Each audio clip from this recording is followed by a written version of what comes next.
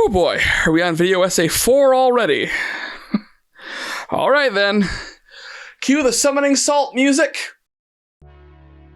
Navigating my microscopic bit of YouTube success has not always been an easy task for me. The Jacob Wysocki Effect was my first ever video essay, and blew up far more than I could have ever imagined, but I still can't also get over the fact that I was featured as a trivia question answer on Game Changer, and that Sam Reich has personally acknowledged that he has seen my video, also including the joke I made about Sam Reich in that video. And your host, me. I've been here the whole time. But I've made my peace with that. The Lou Wilson effect was twice as long, and instead of covering one Dimension 20 character, I had to cover 8. It was a video I was extremely proud of, but damn, making it almost killed me. Game Changer v Taskmaster ended up being the sweet spot I was looking for. It was with this all put together that I feel like I finally got a feel for what I wanted these kind of videos to be. What I believed that I could accomplish with these kind of videos. So with that established, that leaves the question of where do I go next? And luckily for me, that decision was already made for me by, past me, actually. For those of you guys who made it all the way to the very end of the Lou Wilson effect, there was a small little Smash Bros-like blurb where I made a shout out to the fact that the next person I was going to do a big old Dropout effect video on was going to be a person that I am extremely excited to talk about. Not only because I think that they are just such an amazing and unbelievable talent, but because they are at a crossroads of several different topics that I'm excited to explore and talk about. So, without further ado, why don't we dive in? This is the Erika Ishii effect.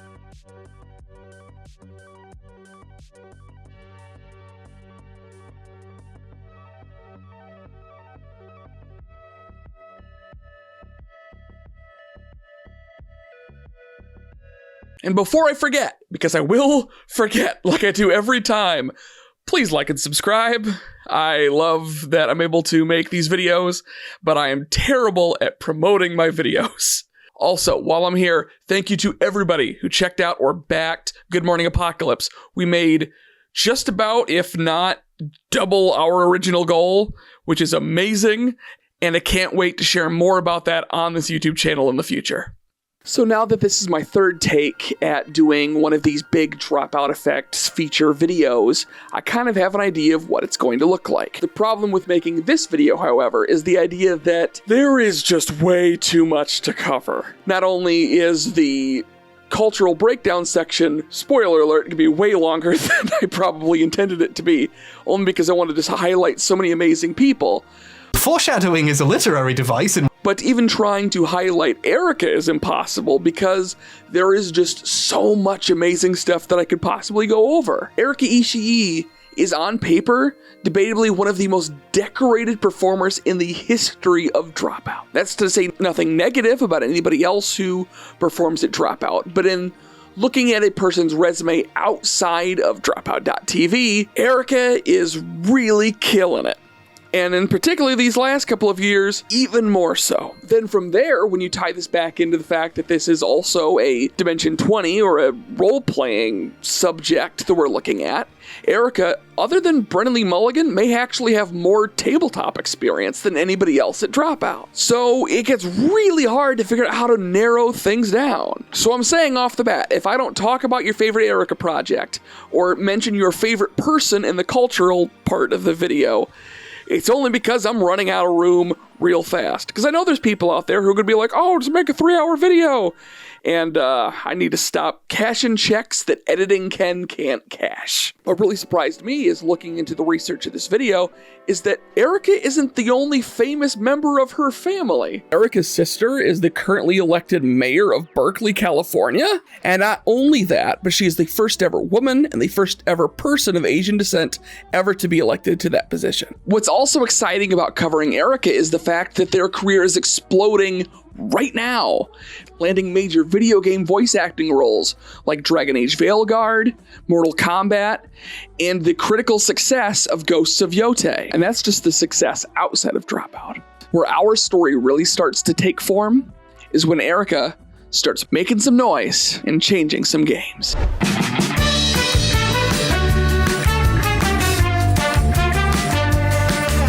Trying to sum up Erika's energy when it comes to these sort of shows can be difficult to put into words. Erika Ishii is everybody's favorite chaos gremlin. Although, I mean, that's a tricky one. Dropout has a lot of really good chaos gremlins. Though, based on our history, I think they would settle for Gargoyle. I like perching. Like a little gargoyle, a little bisexual gargoyle. Coming to ABC this fall. You will struggle to find any project that doesn't show Erika giving their absolute all to whatever task you throw in front of them. And of course, your classic, falling from a great height.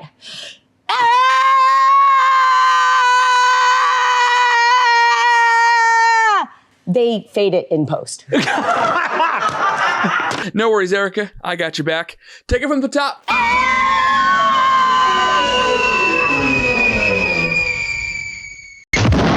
Looking at Game Changer and Make Some Noise as a starting point does have some degree of drawback.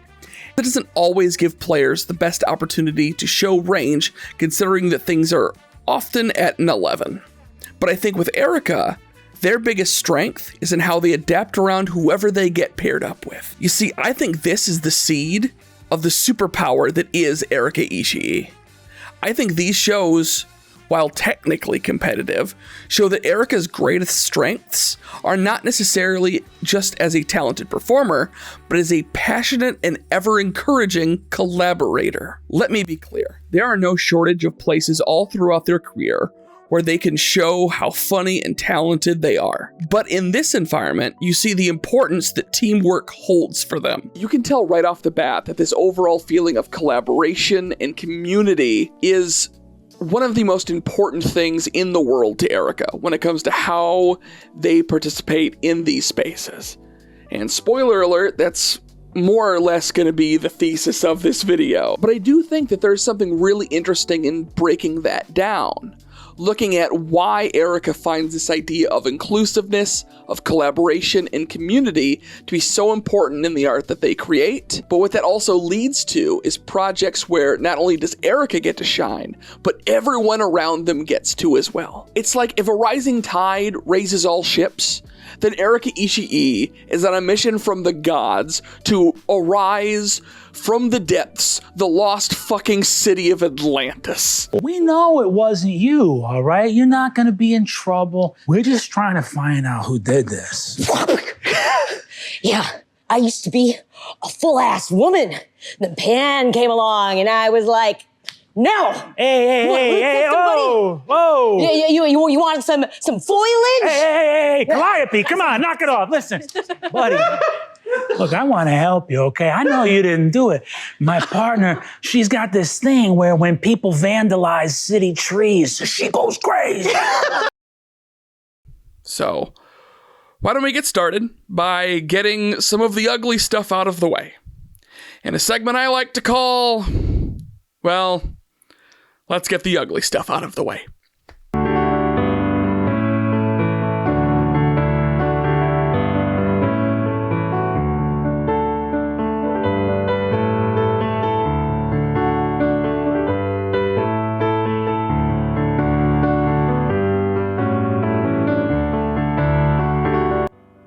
One interesting thing that I learned when I was in film school is this concept that film history is history, just seen from a different lens.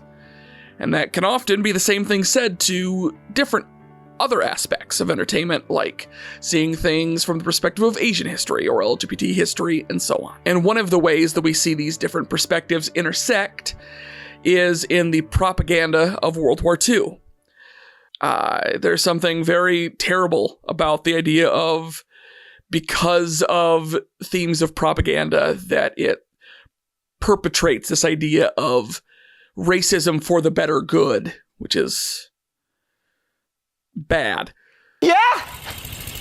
To give an idea of how bad this can get, in the Lou Wilson Effect, I showed off 2 different blackface featured Bugs Bunny clips. 2 of at least 3 that exist, but I showed 2. And there's a lot of competition among scholars and a lot of other people out there over what is truly the worst Bugs Bunny clip of all time. And it's hard to argue it might not be this one I'm about to show, almost solely based on the fact that I can't say the name of the cartoon itself out loud and worry that that alone is going to get me demonetized. Hey, here's yours, Bowlegs. Here, one for you, Monkey Face. Don't shout, there's plenty for all. Here you are, Slate Eyes. Everybody gets one. Ice cream.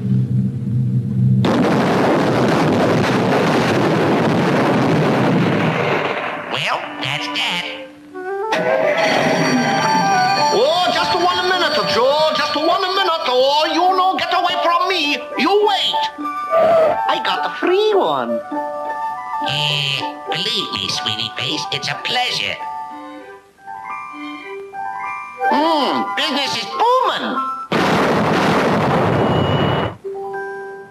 What roles there were for Asian actors usually were typecasted as servant roles or drivers or evil scientists and the like. Or they were placed into stereotypical roles that were over-exaggerated to the point of minstrelsy. Much honorable hellos. I am very honored to be a true samurai. My ancestors truly smile upon me honorably in my honor. The Asian character. Yes, ohayou gozaimasu. Where things get worse yet is the amount of roles that were, once again, white actors putting on racist face paint, a practice in this case referred to as yellowface. And as it is seeming like a strange tradition when it comes to talking about yellowface as a film critic, if we're going to talk about it, there's one particular project we have to talk about. So, let's talk about Breakfast at Tiffany's. Remained so until 1958, when Truman Capote walked by. The name caught the author's attention as underused with literary potential, and he wrote and published the novella Breakfast at Tiffany's. No, wait, not that one, the other one. And I said, what about Breakfast at Tiffany's? No, not that one either, the other one. And I said, what about Breakfast at Tiffany's? She said, do you mean the book or the film? And I said, I meant the song that I'm singing. And she said, lots of things have that name. You know, in every single one of these scripts, I know that there's at least one joke in there where I'm like, you know what, I don't care if anybody else laughs. That joke's for me. And I've been holding on to that stupid bit in my head for over a year. And I have no regrets. Breakfast at Tiffany's is an extremely beloved classic film from 1961. It was extremely well received at the time and carried a huge, lasting influence.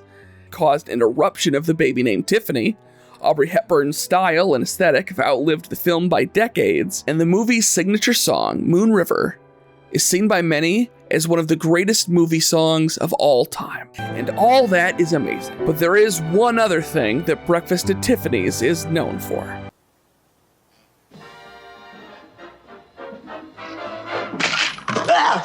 Mr. Go Lightly. Hold the cup. Mr. Go Lightly.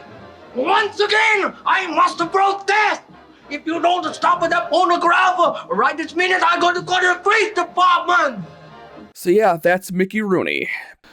And I'm definitely not here to give Mickey Rooney the benefit of the doubt, but he did claim that he didn't know that the movie was going to insult people or to cause them harm.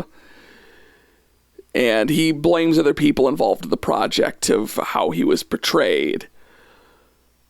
But in all fairness, this was not only even the only time in which Mickey Rooney had performed in Hollywood in racist face paint. This isn't even the first time that Mickey Rooney has performed in racist face paint on this YouTube channel. Tell the town they ought to come on down and join that blackout over Broadway. So, apologies seeming a little thin.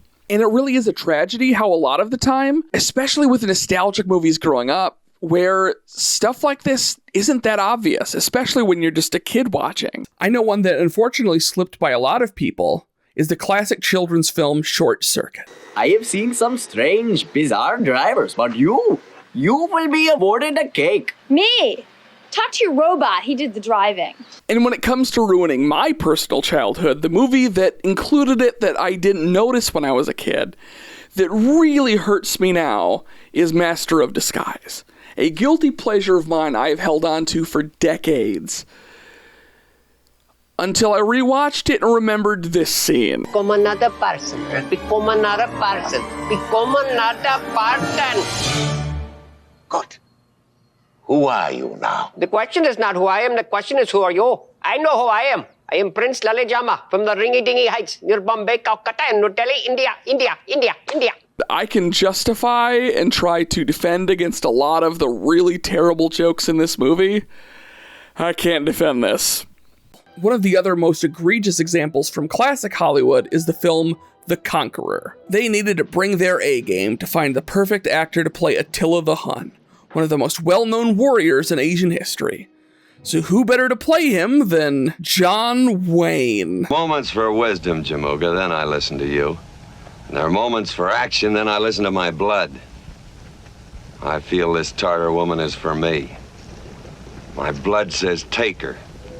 You know, judging this movie leaves me at a bit of a crossroads because I'm like, John Wayne sounds ridiculous in this role because he chooses to just sound like John Wayne.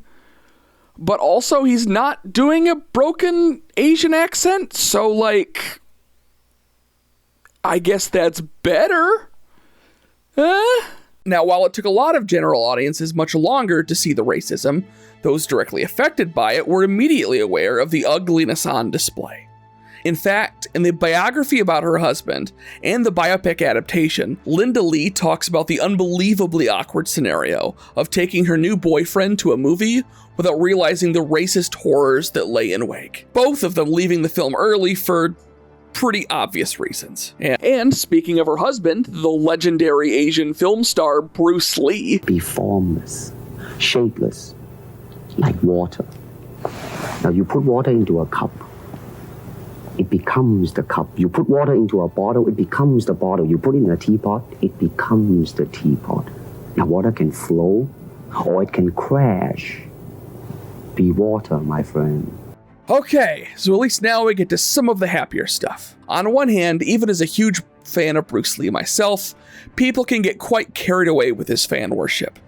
But at the same time, it would be impossible to talk about Asian Hollywood history without him. In the tragically short time he was in Hollywood, Bruce Lee helped bring the martial arts phenomenon to America in a big way. For some ways better, for others not so much. And as much fun as it would be for me to sit here and sing his praises, I think that one interesting way you can look at his character is through the lens of his biopic, Dragon: The Bruce Lee Story.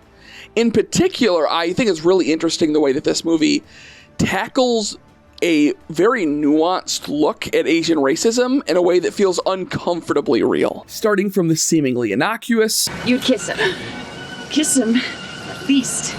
You'd let him put his tongue in your mouth. A Chinese guy. Who knows? Maybe more. You are so low, Emery. To the widespread prejudice with the industry. Talk to the network. They love the dailies. They love them. Don't they always? Listen, there's one small problem. Let me call you back. Yeah, what is it? It's this guy Lee. You know, he's awfully Oriental.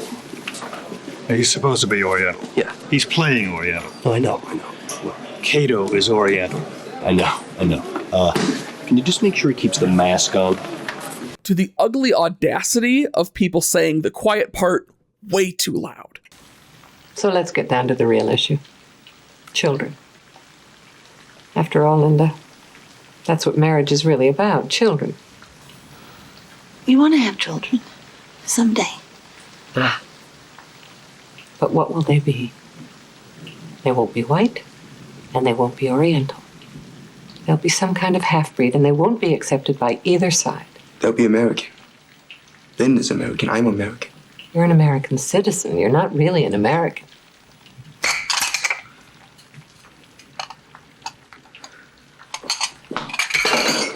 Bruce, you'd better put a Band-Aid on that cut, Mr. Lee. I spoke to him like a gentleman. You heard me. My favorite china. Believe me, you'll forget about him in a month. Do you really want to have yellow babies? Can you imagine that? Yellow babies? Yes, I can. And as for pointing out a few of his coolest accomplishments, even though short-lived, his role as Kato in The Green Hornet marks him as one of the earliest roles of an Asian actor on a network TV show. And The Green Hornet became so popular overseas that they actually started nicknaming it The Kato Show. They even actually made a Green Hornet movie eventually, starring Seth Rogen, Cameron Diaz, Christoph Waltz, and directed by Michael Gondry of all people. And while Jay Chow does an amazing job as Kato, it is a movie just so damn bizarre. I'm gonna need to come back to that someday. I also have to shout out one of the greatest action premises of all time. Bruce Lee in the Roman Colosseum fighting to the death against Chuck fucking Norris. Fun fact, this was at the time, and possibly to this day, the only film ever released where Chuck Norris dies. Spoilers, I guess. The Green Hornet sadly only went on for one season. And Bruce Lee's dream project, Kung Fu, was stolen from him in the all too common tradition of Asian roles stolen by white actors. Despite the horrible way that Bruce Lee was often treated by America and by Hollywood, that never stopped him from seeing the best in it. Bruce Lee dedicated a very large amount of his career in America to trying to bridge the cultural gaps between America and China, trying to see his culture as something that should be shared, that should be celebrated, that martial arts are a thing for everybody. And I'm not one to say whether or not that was 100% right or wrong, but when we're looking at the idea of a person who saw themselves very distinctly in that way as Asian American, there's something to that when we're talking about someone like Erika who tries to incorporate their life into the art that they create, their culture, and who they are. And unfortunately, a great deal of the work that Bruce Lee put in towards that goal was not seen by him before his death. Bruce Lee, sadly, passed away suddenly at the age of 32. His son, Brandon Lee, went on to a career in acting. Sadly, tragedy struck when on the set of the cult fan favorite film, The Crow, a bullet accidentally misfired during a scene and Brandon Lee died on set. Bruce Lee's legacy lives on today. And luckily for our purposes, looking into this history, there was another very successful Asian American actor who found their way to success in the 1960s. Though in their case, it was not through martial arts, but through science fiction. Let's talk about George Takei.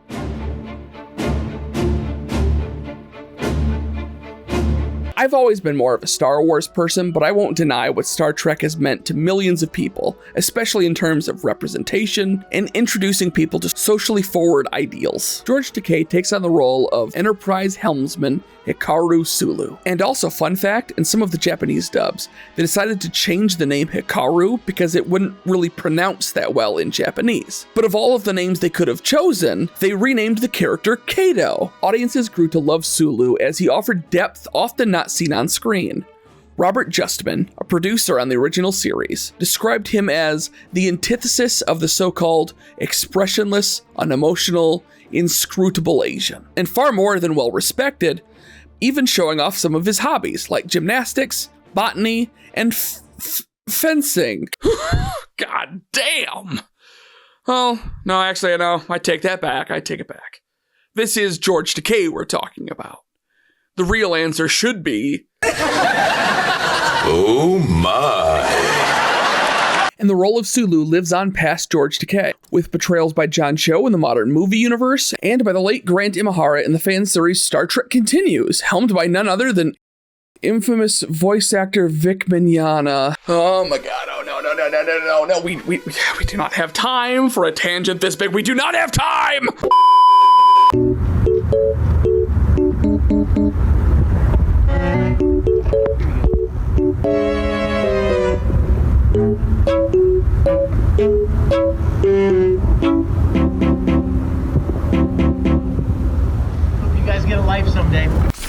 foolish not to acknowledge that George Takei is one of the most prominent queer Asian performers in history. While Sulu himself was not originally gay, and Takei does have mixed feelings about the character being portrayed as gay in the more modern films, George Takei and Hikaru Sulu continue to offer proud advocacy for both Asian and queer audiences. So before we move on to our next subject, I want to take a minute to talk about something that relates to my life for a moment. A big part of what I do with these videos is we're talking about the idea of the effect. We're talking about how the art that these people create has an impact on you. And if I'm talking about the impact of Asian media, I want to talk a little bit about why that has an impact on me, and looking at the struggles of Asian people has an impact on me. And it's not because I'm Asian, but I did just by coincidence happen to have a best friend growing up who is both Asian and gender fluid. And I don't mean this to come off as one of those like, oh, I can't be racist, so I've got an Asian friend or whichever, but as anyone who deals with marginalized groups or people that are treated differently, you notice things more when they're closer to home. For the purposes of this story, we're just going to call this person L. No, not like that L. Well, actually kinda, to be fair. They're a little weird. And looking back, very obviously, like myself, clearly some signs they may be on the spectrum. But with them as my friend, I saw a lot of Asian bigotry firsthand. One of the things that I learned very quickly about having an Asian friend growing up is that it's not a very good time to be a weird Asian kid in the wake of 9/11. I can't remember the number of times where strangers at my school would walk up and ask me about L, asking if they were going to, and I quote, do a Columbine, or if they had to worry about L blowing up the school. It happened more times than I'm probably remember. And that's just something that's always stuck with me. There was a rumor going around our school that L had stabbed a kid in the hand at school. And to be fair, that story was partially true. L did stab a kid with a pencil, barely punctured. And the reason he did it is because the other kid told him to go back to Baghdad. Not that it matters, but L is from the fucking Philippines. But the kind of people that make those kind of judgments or say those kind of things, they don't tend to really care. And as bad as World War II made being Asian for one generation, 9/11 did that for another.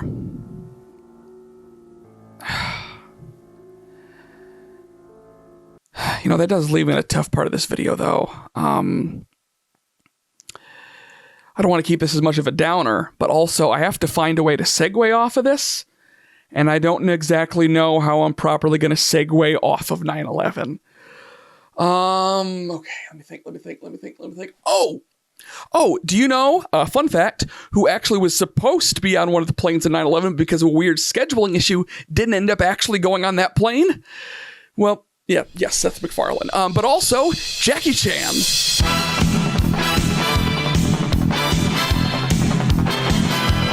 It's crazy to me that Jackie Chan can have such an enormous multi-generational fame, and yet in some ways still be kind of underrated. Jackie Chan sprung up for American audiences in the midst of the vacuum that was created by Bruce Lee's death. Not wanting to copy Bruce, Jackie found his success in the comedic side of martial arts action movies. This ended up being a perfect niche for him because it continued to evolve the general perception of the Asian community in Hollywood and in America. His energetic slapstick energy gave a contrast to the overly stoic or overly serious stereotypical portrayals often left to Asian actors, and considering the ugly history of quote-unquote Asian-based comedy in the United States, it was a breath of fresh air to have an Asian actor on screen the audiences were laughing with rather than at. And of course, if we're going to talk about Jackie Chan and the impact of multiple cultures coming together to form some greater understanding and create amazing art together,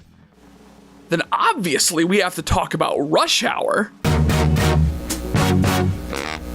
Rush Hour is one of the greatest action comedies of all time. And while I will fully admit that I'm pretty much in over-analysis fever state at this point, I really do think that people sometimes don't appreciate the subtleties of how this movie handles the clashing of cultures. Even today, there's something so funny about watching Jackie play along with Chris, assuming that he can't speak English in the most stereotypical way possible.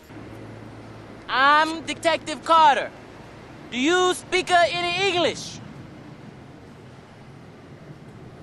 Do you understand the words that are coming out of my mouth?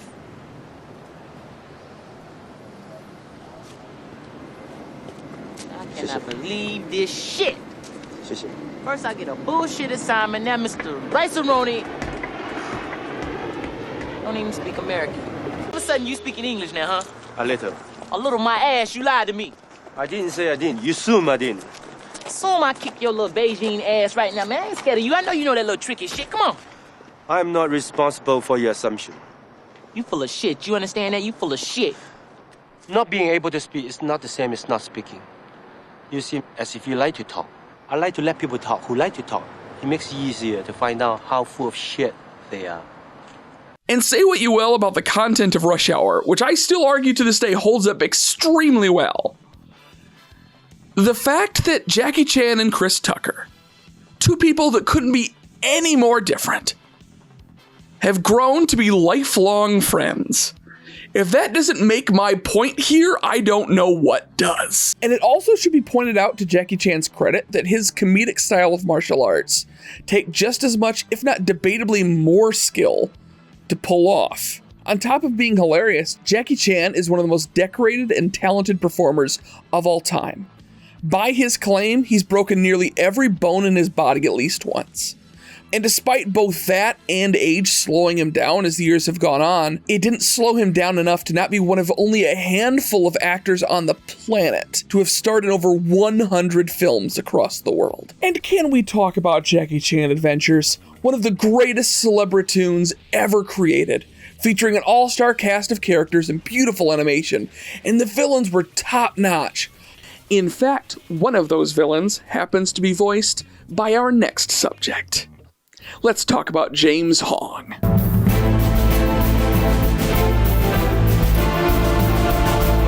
So James Hong really changed the game when it came to reclamatory comedy. The world of self-deprecating Asian humor is a tricky one, and one that I really can't judge what is or isn't okay.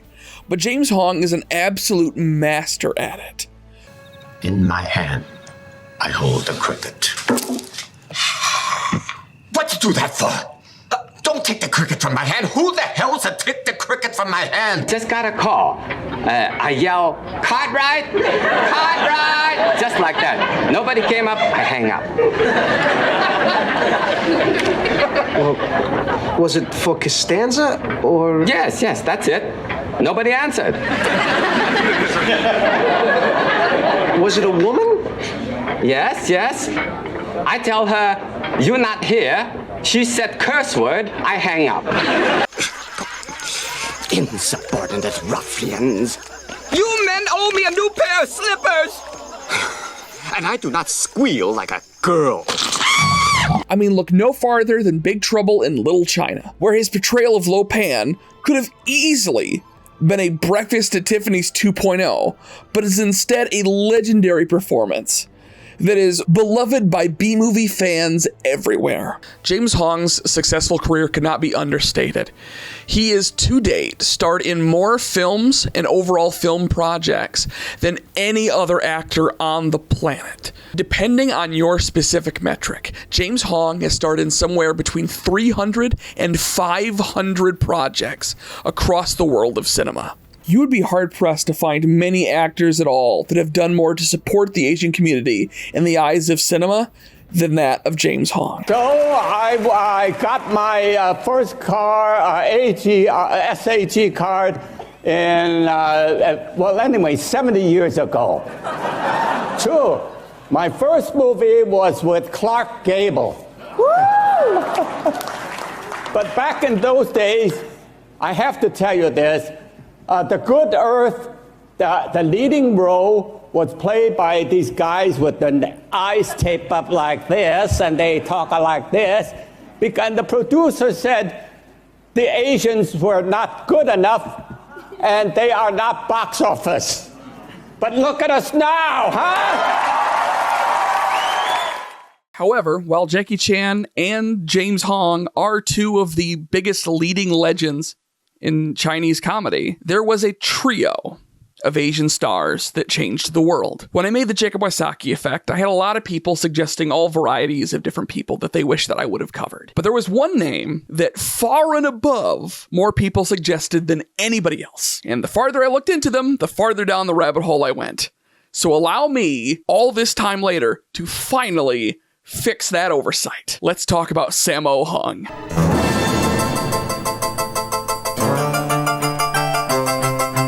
With an incredible amount of credit, both in front of and behind the camera, Sammo Hung is often credited as the grandfather of martial arts comedy. He actually even shares a debut film with Jackie Chan, who frequently collaborated with him throughout his career. Crazier yet, only about 9 minutes of this film were thought to have survived, but in a crazy twist of fate, the film was actually recovered over 50 years later and released in 2016. While not pinned to a specific film, Hung did a lot of work to modernize the choreography of the 1980s. It should be noted that while they don't get as much credit here, some of Jackie Chan's best films were the ones made earlier in his career, before his American success. And many of those films owe at least a part of their success to the work of Sammo Hung. Sammo Hung is really difficult to pin down because, damn it, he did everything. He sang, he danced, he choreographs, and as a producer went on to create and reinforce several different genres and subgenres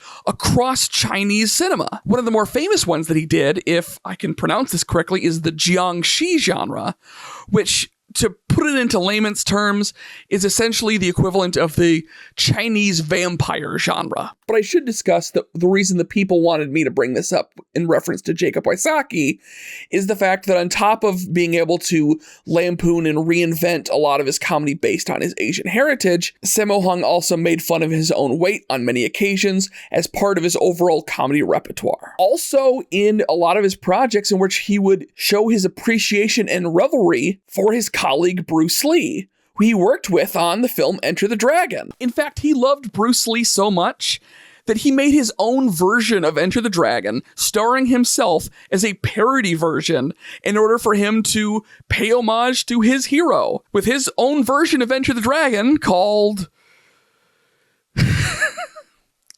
Enter the Fat Dragon. 似唔似啊？唔似啩？唔似咩？嗱，你自己揀啦。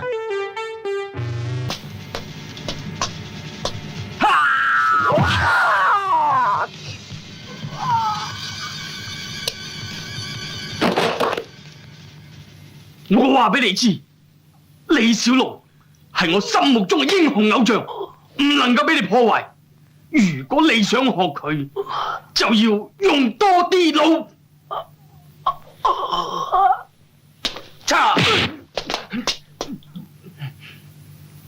And hey, one more big accomplishment I should throw out is that he gained a lot of success from producing the 1985 film Yes, Madam, also known as Police Assassins. This film gave him credit for helping to revive the popularity of female-led martial arts films, which is notable to us because Yes, Madam also happens to be the first leading role for...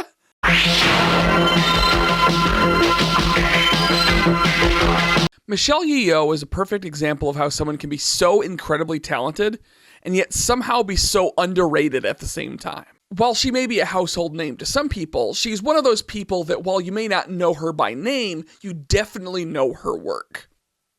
On top of her work in Yes, Madam, Michelle Yeoh has starred in all sorts of roles across multiple genres.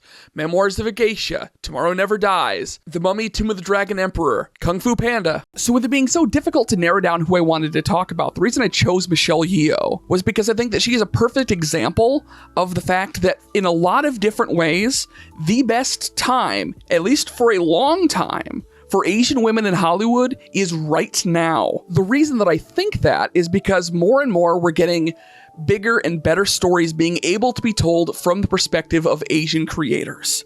With the modern explosion of the Asian entertainment industry, we are seeing storytellers that have never gotten the true opportunity to tell the kind of stories that they want to tell, and the results have been absolutely astounding. And someone like Michelle Yeoh, who has spent an entire career in Hollywood making the best out of some amazing performances, unfortunately, still very much under the control of white media, have now gotten the chance to star in some roles that have absolutely changed the game in Hollywood. Roles like Everything, Everywhere, All at Once. My God, if there was ever a film mentioned in this review that I did not have time to talk about, it's that one. Michelle Yeoh is someone that I am so excited that after decades of working in Hollywood, I feel like has finally been able to show the world how amazing and talented she is. And while I'm happy that she's getting her flowers now for Everything Everywhere, and while she has received accolades in the past, it should be acknowledged that she has a variety and well-spanned history of work that deserved flowers decades ago. But better late than never, and I'm excited to see what else she brings.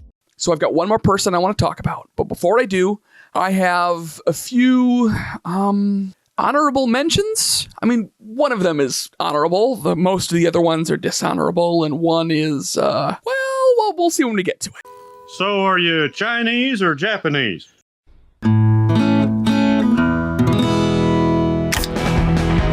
So while King of the Hill is a show made by a white showrunner, a lot has been said over the years about the multitude of ways in which it handles the subject of race. While he's not the main person I want to shout out in this segment, you know, this is kind of a weird statement to make, and I don't exactly know if I'm wording it the right way, but I'm gonna do my best. But when it comes to television, Cotton Hill may be my favorite racist of all time. Mr. Khan, I'll have a Mai Tai. What you think? I work for Hank? Dad, this here's my new neighbor. He's Japanese. No, he ain't. He's Laotian. Ain't you, Mr. Khan? I'm not mincing my words here. Cotton Hill is a racist, bigoted piece of shit. The show goes to no lengths to duck away from that or to hide from it. But they do walk an incredibly dangerous tightrope of exploring and showing his battles with PTSD and the moments in which his humanity does come through all of his hatred. Hell, if it's a contest on who's the better daddy, you win. I mean, you made Bobby. All I made was you. Thanks, Dad. And I do think that it's important to the show that they, unlike a lot of other people at the time, had the bravery to present complicated and often unlikable minority characters. Khan and Min are assholes. All of the Wasana-sans are assholes. In fact, I think Connie is maybe the only Asian character in this show that's a mainstay that isn't an asshole. But here's the kicker here. None of them are assholes because they're Asian. And even in the new season, there's a continued exploration of some of these themes, particularly the complicated relationship between cultural appropriation and cultural appreciation that's conveyed in some very interesting and nuanced ways. And while they were not the only mixed race couple in prime time in the 90s, the continued friendship and relationships on and off of Bobby and Connie is one that meant a lot to my generation. Okay, I lied. There's one more honorable mention. I know this video is long, but this one's important. Okay, but for real though, there would be pitchforks in the streets if I got through this whole video and didn't talk about Mulan. And I don't have time to deep dive this movie from every different perspective, but there is a lot going on in this movie that I think is very relevant to what we're talking about today. For one, this is kind of like Toonami in the sense that it is an entry point for a lot of people seeing this particular Asian culture for the first time in a very open and unique way. In fact, here's a YouTuber that I ran into a long time ago who did this really awesome video looking at what culturally they got quote unquote right or wrong in the movie Mulan, and I highly recommend you check it out. But what I find interesting about this movie is the fact that there is this really unique and interesting clash of American and Chinese culture in this movie. Part of that chalked up to the fact that this is just a Disney movie that, not solely, but the majority of their audience being either American or English speaking. But either intentionally or unintentionally, this movie does some really clever stuff with that. The casting of Eddie Murphy alone screams back to the interesting clashing of cultures between Asian and Black audiences that were created over decades. And while yes, Mulan was never intended to be some sort of National Geographic documentary on the world of China, but it does still feel like this new, beautiful, unknown, and fascinating place. And I have to imagine there's some people out there that really enjoyed either seeing themselves in this movie or saw this beautiful world of China and wanted to learn more about it. And give me just 30 seconds to gush about something about this movie that has fascinated me for over a decade, is the fact that this movie is not only half a musical, but they exemplify this using one of the most American orchestral compositions you could imagine. At the very end of A Girl Worth Fighting For, as they're gathering up the snowballs, the music changes for just a second from this giant, sweeping, Chinese-inspired song to the War of 1812 overture. You know, the one with the cannons. No, for real. They, like, wrote cannons into the percussion section of the music. It's wild.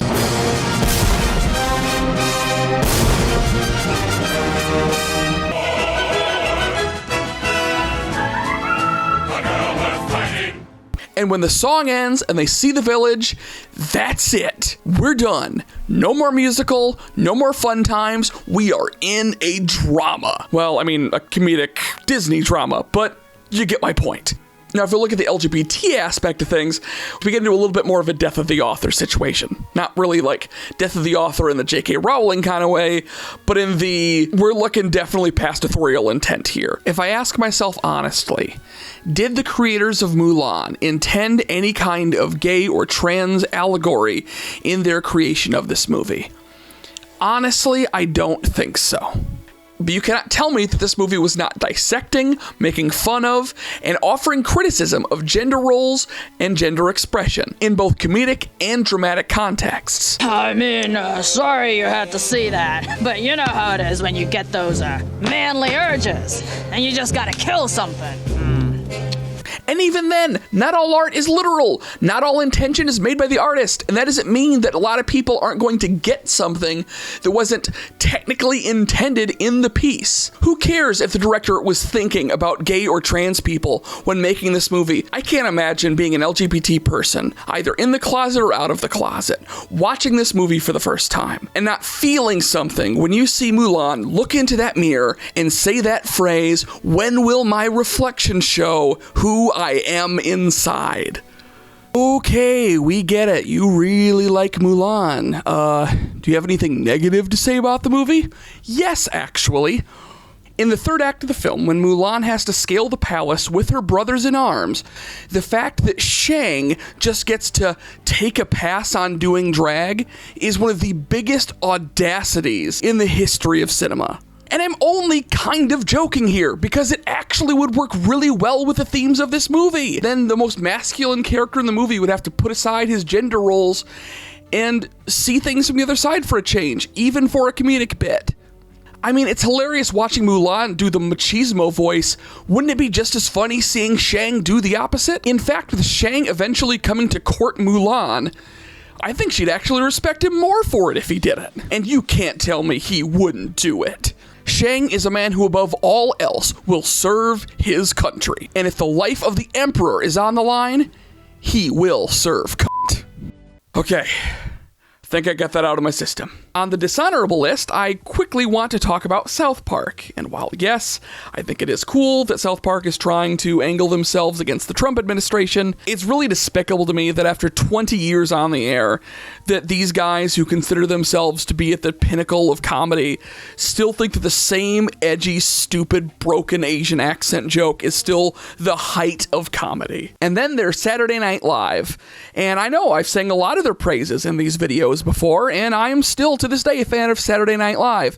But that doesn't change the fact that SNL has had their own terrible history of Asian representation. Speaking of their actual representation, did you know that SNL did not have a single Asian descent cast member on their cast until 2009 in season 25 with Nasim Pedrad? and then only then ever had their second Asian cast member in Bowen Yang in 2018 in season fucking 44. And even worse yet, it took me so long to make this video that Bowen Yang has announced that he's leaving the cast. So ain't that swell? You know, I like to think of this as a positive video series, and I never thought there would come a day where I felt obligated to do a quote-unquote negative segment, talking about the effect of someone that I truly hate, that I think that is just bringing bad into the world, objectively. But if I'm going to talk about Asian racism and racism in total, and I'm going to talk about bigotry and racist face paint and all of that, there is one person who, in good conscience, I absolutely feel that I have to talk about. So, let's talk about Rob Schnieder.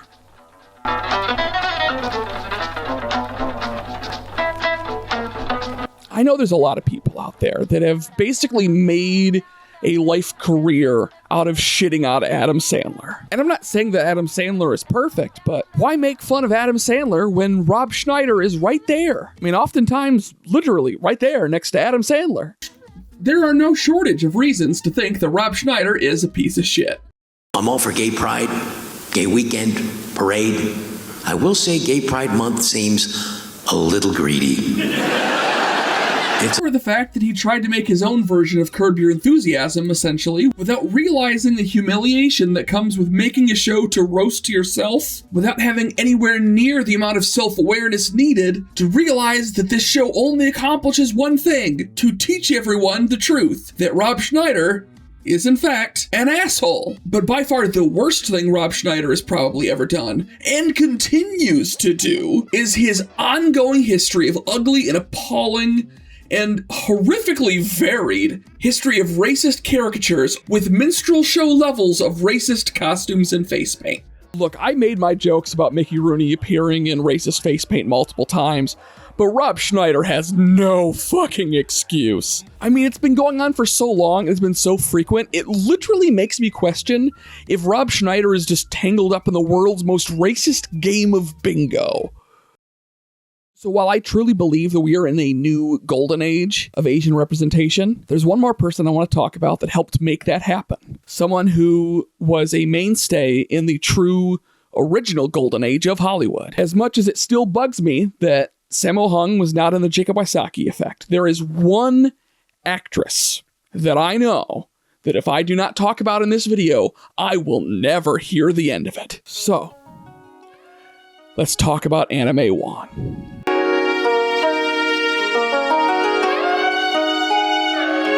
May Wong is one of those people that I get more and more fascinated with the longer I research. Born as Wong Liu Song in 1905, Wong knew even from the age of 11 that she wanted to be a star. Sneaking into film sets as a child, she grew to be recognized by most as the first Asian American film star in the history of Hollywood. Her acting career goes back even as far as the silent film era, starring in films such as The Toll of the Sea and The Thief of Baghdad. In the blink of an eye, May Wong became an international icon. While unfortunately, Wong's journey in filmmaking is wrought with the same kind of racist ugliness that you would come to unfortunately assume, it makes it even more impressive what she was able to overcome and accomplish. To be both not male and not white, and still be featured front and center on movie posters, with top fucking billing in the early 1930s, is nothing short of jaw-dropping. Her influence even went past Hollywood and into the world of fashion. While the amount of credit that she receives for this does vary, May Wong was known as one of the true originators of what we refer to today as the flapper look. May Wong actually ended up moving out of America in the late 1930s, mostly because of the horrible way that she was treated and the stereotypical roles that she was commonly given. In fact, the terms that she used to describe these roles are still used in academia today. The two camps that she commonly found herself placed in by her name were the China doll and the Dragon Lady. She was either put into roles where she was meant to be infantilizing, soft, demure, vulnerable, passive, the China doll, or aggressive, sexual, exotic, temptress, the Dragon Lady. And while I don't have time to go into the inner workings of the Hays Code, Hollywood's weird, twisted, messed up rules of etiquette for the film industry, where it matters now is that it really hurt Anna May Wong's career. Wong was not allowed to appear as a romantic lead alongside white male stars. In fact, in 1935, she missed off on a leading role in a major project, The Good Earth, despite the character in the book adaptation being Asian. So, you guessed it, they instead casted a white woman for the role and had her perform in yellowface. Because apparently the Hays Code only cares if the actors are mixing races. Wong dedicated a large part of her later career into finding roles that would uplift the Asian community and Asian women in general, and in many cases did find success. In 1951, she became the first Asian American to star in an American television show. Oh, I know what I'll see. He will return, yes. And he will propose, yes. But will he marry you? No. Of course he will. He loves me. He wants to marry me. Then why don't you ask him? How can I ask him? He's not here. He is here. The Island Queen docked this morning. Sadly, Anna May Wong died of a heart attack in 1961 at the age of 56. Anna May Wong is remembered for speaking out against many of the stereotypical roles that she was saddled with earlier in her career, but also for the uplifting and inspirational roles that broke ceilings for many Asian women after her in her later career. It also should be noted that both because of her contributions to marginalized communities, to fashion, and for her own charisma, uniqueness, nerve, and talent, that Anna May Wong has been a staple and worshipped figure in the gay community for decades. But I mean, you really didn't need me to tell you that. I mean, just look at her. Here comes the hurricane, bitch! Oh! Katrina! She has been the subject and reference point to a wide selection of poems and various art pieces across decades. And she was featured in the U.S. Mint's recent American Women's Quarter series, marking her the first Asian American to ever appear on U.S. currency. In my head, I like to think that I make these videos as much to teach as I do to learn. And of all the things that I've deep dived into and come out better on the other side, I'm really happy that I took the time to learn about Anna May Wong, and I hope that you enjoyed learning about her too. You know, something still feels like it's missing here, but I think I may have just thought of what it is. You see, as much fun as it is to look at the world of Hollywood, that wasn't necessarily where a lot of my generation got our first big exposures to Asian culture. For a lot of us, that came from the American anime boom. And nowhere did you see the intersection of Asian and American culture in anime more than you saw on Toonami. I got news for you two. Let's do it. That is history. We're in big trouble. Travel the troops. Won't be when I'm done. Toonami was a revolutionary programming block that lasted for about 11 years in its original run, and I swear I'm not just talking about this because I've got a book coming out about it later this year. Although, obviously, I wrote a book about it, so you know I really love Toonami. But that's not my point here. It really was important to a lot of different people to see the way that Toonami introduced anime to a lot of people for the first time. For a lot of people in my generation, this was the first time that we saw anything as far as art goes from overseas. And the fact that they mixed that with American animation as if it was all just treated as it's all just good. The idea that you could watch an episode of Thundercats and then immediately afterwards watch Sailor Moon was not just a little novelty. It was important to a lot of people. And yeah, I'm not going to pretend that watching anime when you were a kid makes you just a scholar on Asian culture, but this was the starting point for a lot of people, and I think it's important that it was portrayed that way. And if we're looking at Erika, remember Erika? This is a video about Erika. That Alice, remember Alice? Still the song about Alice.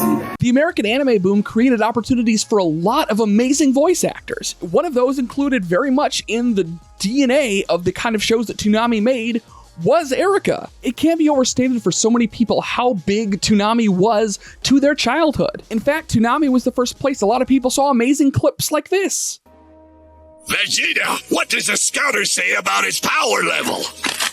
It's over 9,000! What, 9,000? Or this. These donuts are great. Jelly-filled are my favorite. Nothing beats a jelly-filled donut. or this. Here you go. It's an invitation to my birthday tomorrow. I hope you'll be able to make it to the party.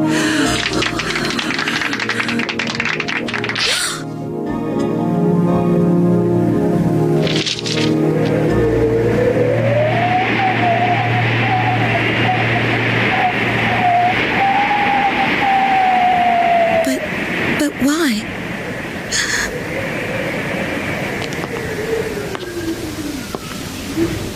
I'll kill you.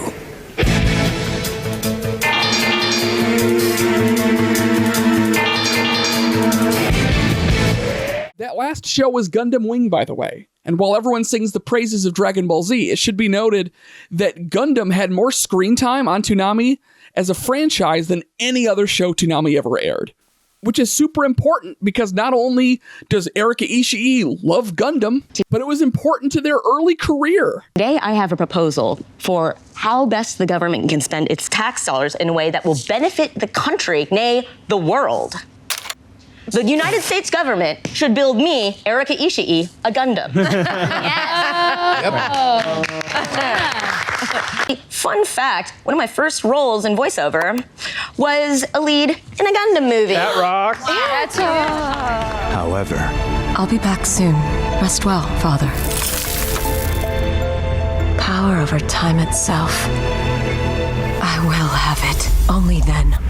And yeah, we're about to get into a discussion about the queer community, but there's plenty of that that's super important from Toonami too. The fact that for a lot of people, maybe because of just cultural changes, that they saw a guy acting more effeminate than they're used to, or a woman acting more masculine than they're used to, that meant a big deal to a lot of different people. For my generation, you couldn't throw a stone and not run into one lesbian who watched Sailor Moon as a kid and changed their life forever. Of course, don't take that literally. I shouldn't have to say this. Don't throw stones at lesbians. I need to make that clear. And it should be noted that in modern day, when not shackled by being considered children's entertainment, they're able to say exactly what they feel needs to be said on subjects like Black Lives Matter and AAPI hate. I stand by the fact that Toonami may in fact be one of the most important blocks of entertainment ever aired. And I know that it changed a lot of lives and changed a lot of childhoods. Now, normally this would be the part of the video where I'm talking about the history of Asian representation in tabletop games. But the reason I've kind of chosen to do this instead is because, well, the answers are pretty much the same. TTRPGs or Toonami allowed Asian people to see themselves in media for, in many cases, the first time, and that overall exposure is great and amazing and did a lot of good? Yes. Did a lot of other people take all of the wrong lessons from that, and there's stuff in both Toonami and in D&D that is Asian related that trickles into some very bad territories and is overall bad for the cases we're making here? Absolutely. Don't you have some friends your own age? Someone to drink with? Maybe a girlfriend? And waste my seed on a common harlot? Not likely. When the time is right, a maiden will be delivered up to me. Probably from the east. But in both cases, I think that the good outweighs the bad, and even if just for a few minutes in this overly long video essay, it's worth exploring. Man, you know, it's like I know I've been going for so long about all of these issues and highlighting as many people as I have, and yet I still feel like there's so many more people I want to talk about that are just such amazing icons of Asian representation. People like Chow Yun-fat, Jet Li, Ming-Na Wen, Lucy Liu, and of course, who could forget, Scarlett Johansson. But I want to make sure that I'm taking some time to talk about some things from the LGBT side of things, in particular from the non-cisgender and gender non-conforming side of things. And I actually don't necessarily want to talk about the Hollywood side, even though there are people that I could talk about, like the Wachowski sisters, or Laverne Cox, Jinx Monsoon, and also, who could forget, Scarlett Johansson. Scarlett, got some primo Oscar fodder here. You play a German spy who aids the Allies during World War II. Okay, quick pitch. Can they make my character a disabled Latina German? What? Why? I'm not even sure that makes historical sense. It's important we tell stories about underrepresented groups, and that those groups be played by me. Okay, man, you know, I already did Rob Schnieder Effect. Is it too late to swap it for Scarlett Johansson Effect now? Bye, people. Honey, those people look fucked up. Let's keep going. Come on, let's keep going. You know what's fucked up? Because you see homeless people and some of them are white. You go, oh, that's fucked up. Come on, let's keep going. They look like us, honey. Keep going. Don't look at them. Don't look at them. Nope. Ron Schneider's still worse. Moving on. And I say that because there's a different community of gender non-conforming people that I want to talk about today. So, at the cost of being a little bit broad here, let's talk about the internet.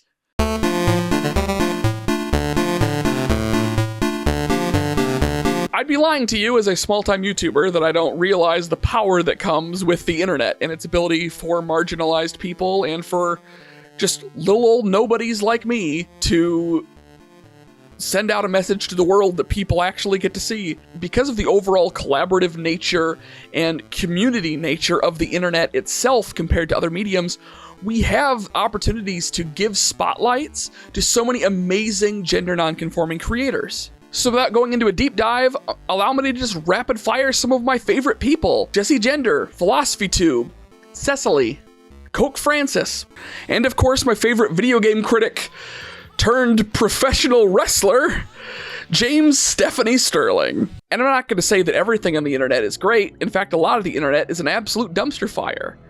And I'd be remiss if I didn't take at least a couple seconds in this video to point out the fact that while I will take all the time in the world to give praise to Erika Ishii and all the amazing work that she has done, a lot of the other coverage you're going to see about Erika Ishii on YouTube is going to be from grifters and horrible people who decided to jump on this anti-LGBT bandwagon that everyone loves so much and just try to make controversies out of anything they can possibly get their hands on. Making fun of them for being LGBT or being Antifa or just existing at all. And of course, tons of racist shit. And I'm not going to talk about these people any longer, and I'm not going to even show any of their videos or shout them out in any kind of way because they don't deserve the airtime or your attention. But what I will say, in the case that any of these people are watching right now, if you're going to go to the trouble of making fun of Erika Ishii and telling them that they're just terrible and that they should just run off a cliff and die because they dared to be Asian or stand up to fascists or not be straight, the very least you could do is get their fucking name right, you spineless, cowardly cunt!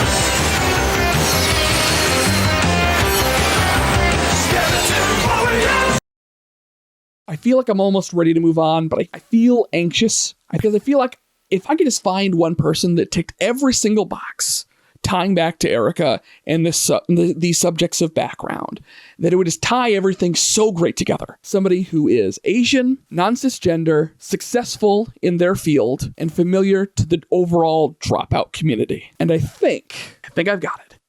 But to do that, you'll need to excuse me for just 1 second. I have to grab my glasses. Yep, that's right. Shave my whole damn beard just for this one joke. I am nothing if not committed to the bit. Although on a related note, I really hope I did not forget to record anything. Foreshadowing is a literary device and...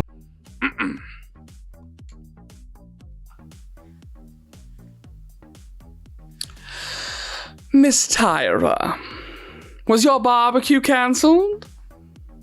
Your grill is fucked. Watch me be bad, Jujubee bad, Jujubee bad, Jujubee bad, be bad, Jujubee bad, Jujubee bad, Jujubee bad. While not without its many controversies, it is impossible not to talk about representation, breaking the bounds of gender, and also not talk about RuPaul's Drag Race, either on purpose or by accident. Faults and all, when it comes to mainstream quantity of representation for LGBT people, with a newfound emphasis on the T, mind you, nobody comes fucking close. And even then, in the ocean of fan favorite performers, you could not make a Mount Rushmore of RuPaul's Drag Race without the empress that is Jujubee. I just need a drink till I can feel a thing. Cause your lies broke my heart so hard, got me defeated. I don't wanna love again no more.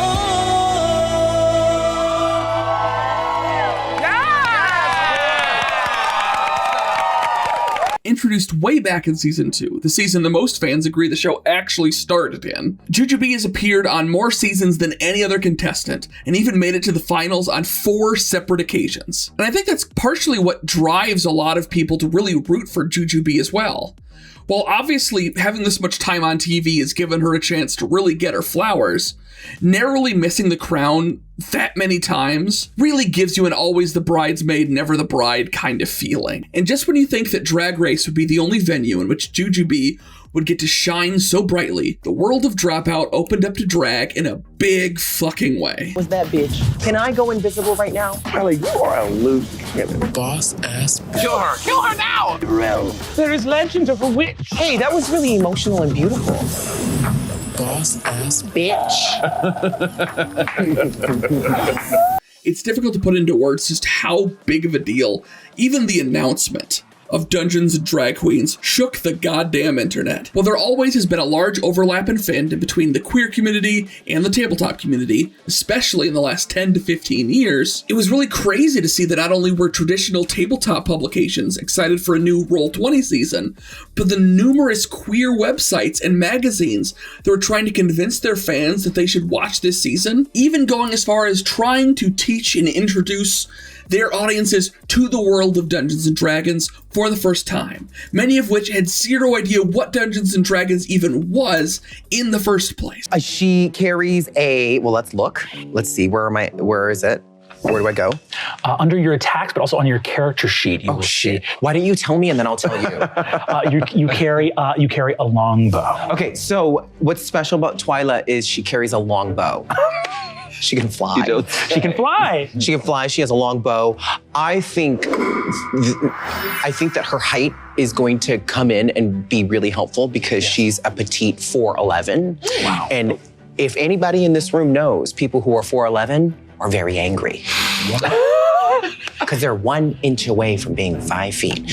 And Twyla can fly, so her height can change, darling. If she just hovers an inch off the ground, she'll be 5 feet. Well, that's why she's 4'11", because she can only hover that high. That's the issue. And I think that's part of what makes Dungeons & Drag Queen so special, is that while there's an appeal to it for new people, because it's a really great way to learn the rules of the game because all of them are learning, but for people that do know it, it feels nostalgic in a way. This feeling of remembering back to the early days. Like I had with my friends when we were all playing Dungeons & Dragons, having a great time, despite the fact that almost none of us had any idea how the rules worked, and we were just playing by the seat of our pants. But that didn't stop us from having the time of our lives. It's what makes it so relatable to moments like Jujubee, who went into this campaign thinking that she could turn invisible whenever she wanted, without then realizing live in the moment that she misread the damn spell. So I don't have invisibility? You have disguised self and you have pass without trace, but you do not have true invisibility. Yeah. Oh, well, we got to talk about this because Twyla this entire time thought she had invisibility. Which explains a lot of her odd behavior. Yes. Like, I can see you. You can see me doing all the things that I've done. We can see you. We cut the back whole to time, Mary. Yeah, we come back to a roommate meeting in a giant mushroom in Fairyland. So when you're in the common areas of the apartment, all of us can see. I'm so sorry. If there is one stereotype of D&D players that is absolutely true, is the infectious desire to convince every single friend you know to play D&D. Because we understand this, and I'm going to say it honestly, this spiritual feeling power that this game can have. The ability to try out a new name, a new personality quirk, new gender, new you. This opportunity to be open and honest with your friends and explore aspects of yourself that you didn't even know needed exploring.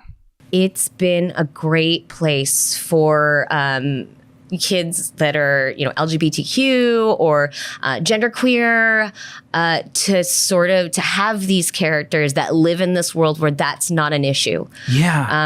And I can say personally, like, my D&D characters started dating girls before I did.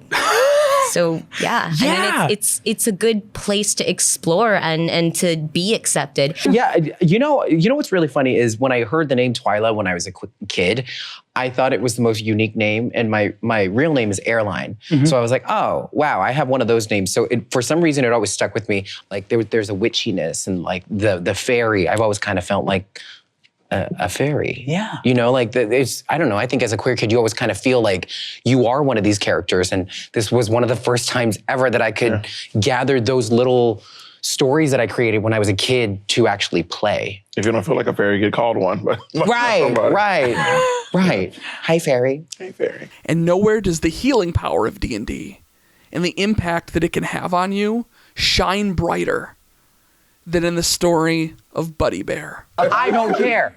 I may be a fairy and tiny and everything, but you don't fuck with me and my friends. So I'm gonna summon a beast that's gonna be a helpful forest creature to come and aid me and us. Incredible. Am I playing this right? You're playing it perfectly. This fucking rules. Twyla, is there a type of beast that Twyla tends to call on for aid from the woodland realm? Any kind of beast. Any kind of beast?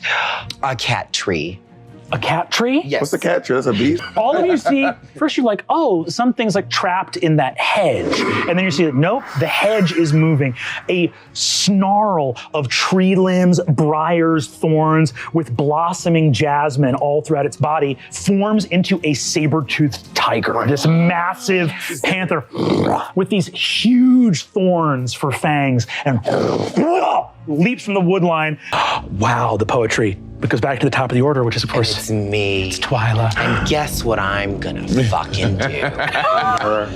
Guess what I'm gonna do? Are you gonna kill her? Oh, I don't think I'm gonna kill her, but I think my Buddy Bear is gonna show up and I'm gonna say, you know what, Buddy Bear?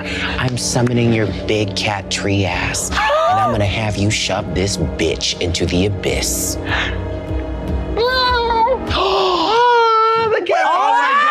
Wait, when did this? No! Can I see this? You absolutely can. Your cat tree. Oh my God. It's a cat tree. So that you made up yesterday. The devil works hard, but D20 works harder. I got... What's that? That's what got me. Buddy Bear. Yeah, I had a cat for 15 years and he died. And when we were talking about creatures, I know that I'm gonna plant like a grove of trees for him in my yard, right? And for some reason, it just worked out that we were in this forest and I was like, well, let me summon this big giant cat so that he could just live on forever. Mm-hmm. And I'm really happy that he gets to be here. It's really cool because I'm in this strange mourning process and I get to like do this with y'all. And it's just really, really great. What's this? I think Jujubee shows in both mediums that she has shined so brightly in the power of community and the power of self-expression when one feels open to truly be your truest self. Whether that be slaying dragons with your charisma, strength, dexterity, and wisdom, or slaying the runway with your charisma, uniqueness, nerve, and talent. There is a power you find in using these avenues to find joy within yourself. And that same joy helps bring visibility and hope to those that need it. Because at the end of the day, you need to find that hope and appreciation for yourself before you can share it with others. It's like you need to... I swear there's a quote about this. I just can't quite think of it. If you can't love yourself, how in the hell you gonna love somebody else? Can I get an amen up in here? There it is. And with that, our time has finally come. It is time for us to enter the world of Dimension 20. It is time for us to enter the dome and to escape the Blood Keep. This is for webs to catch curious flies that would venture down here. An enormous shape, glistening black, armored carapace, and the visage of the queen of spiders, Lilith, in her bed of webs, wakes from restful slumber. Erika, could you describe your character for us? Lilith, the vile temptress whose shadow webs ensnared kingdoms. She wakes up and she tosses her long, flowing black tresses. You see her pale, delicate, elven features and slender torso and great rack. Oh, quaking terror at her great rack. It has spoken up throughout the land. Escape from the Bloodkeep is always going to hold a special place in my heart, as I think it's the first Dimension 20 show that I ever actually watched from beginning to end.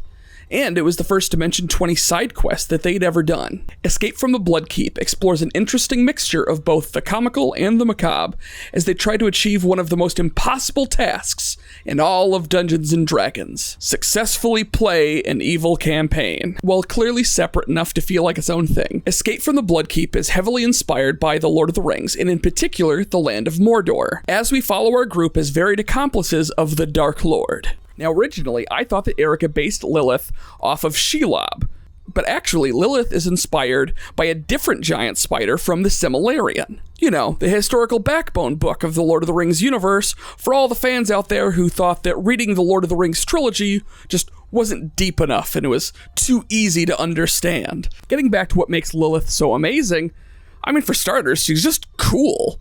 The creepy crawly aesthetic of Lilith as this giant matriarchal spider monster is so natural to Erika that you often see them acting it out with their whole body just because it's fun to do. Even right now with no audio, you still feel that energy coming from their soul. Not that I want to blame this on Erika, but with Lilith, as we define her character farther, we see the cracks starting to form in the idea of a full-fledged evil campaign. Part of the reasons for this is one of the most paramount aspects of Lilith is the role of mother.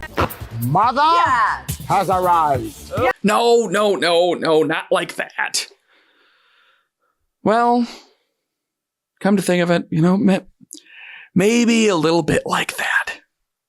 Hey, don't you judge me. I'm just a regular guy. What do you gotta judge me for? I am a connoisseur of all kinds of animation and characters and grew up with all manner of, you know, cool-looking anthropomorphic characters with cool character designs, just like Lilith. I'm just a regular guy. I grew up watching The Little Mermaid just like the rest of you. And my favorite character, of course, was Ursula. You know, but because of her cool character design. For as long as I can remember, I have liked vampires. She's a monster. I'm a monster fucker. Monster fucker nation, rise up. Glory, glory, what a hell of a way to die. Glory, glory, what a hell of a way to die. Glory, glory, what a hell of a way to die. He ain't gonna jump no more. Sorry. I thought that was a command. And like I said, I feel like this is the first part of the campaign where Lilith starts to seem less evil. I mean, all of them veer pretty early, honestly. But partially, I think that's because almost all of them have at least one person that they seem like they genuinely care about. So, like, they're evil, but they're not heartless murder hobo evil. What I realize now, that the most important thing is serving with your friends. But evil, though, of course. Evil, for sure. But evil, of course. This stands even more so for Lilith because in many ways, the very concept of positive motherhood is incompatible with the black and white definition of evil. Yes, you do have characters in media, either evil mothers or evil stepmothers, but in almost every single case, part of what makes them evil is the very fact that they're not good mothers. The interactions that Lilith has with her children are some of the most heartwarming bits in the entirety of the show, and it really shows the strength of the improv on display, as it's really difficult to tell if these are all characters that they came up with ahead of time, or if Erika and Brennan just started pulling NPCs out of the ethereal plane. Some of the orcs in the webs are getting super liquid. Can we eat early? Just help yourselves. You're big boys and girls now. Okay. By the way, some of the treasure out here, Russ and Jason are playing with it, and That's fine. Tell them to distribute it amongst some of the teenagers. So they do have to share, right? They do, yes, they have to share. Sharing is caring. You all know this. And I understand why there are people out there that don't like the idea of defining a character through the frame of motherhood. But I feel like for me, it comes more to seeing it on an individual level than on a global level. There's nothing individually wrong about a female character who primarily defines themselves as a mother. It's when every female character is defined by motherhood, or an overwhelming majority of them are, at the expense of their own agency. That's when it becomes a problem. Meanwhile, Lilith is a mother, but she is also fiercely self-reliant and independent. And I also think that it's through Lilith that we see a lot of the empathy coming into the campaign. While the mother of her own children, she does take on a form of den mother role to the rest of the party, either on accident or on purpose, both above the table and on it. Having access to the druid spell list, a lot of the power that Lilith has at her disposal comes from battlefield control and from protecting her allies in combat. And even with playing an evil character in an evil campaign, you still see Erika's energy of wanting to help and support everyone shining through. Because just like it is in real life, that sense of caring is contagious. Sharing is caring. You all know this. It even works the same way with her children, where a nat 20 from one of her kids on a roll that mechanically really didn't matter was one of the most iconic rolls of the entire game. Yeah, John looks at you and says, "Ooh, double pants." You see, the trend begins. You see that? So I'm gonna roll a craft fashion check for Jessa. Yes! Let's see how good Jessa does. And because she was a design major, I'll let her roll with advantage. So we'll roll 2 dice here. Ooh, that went.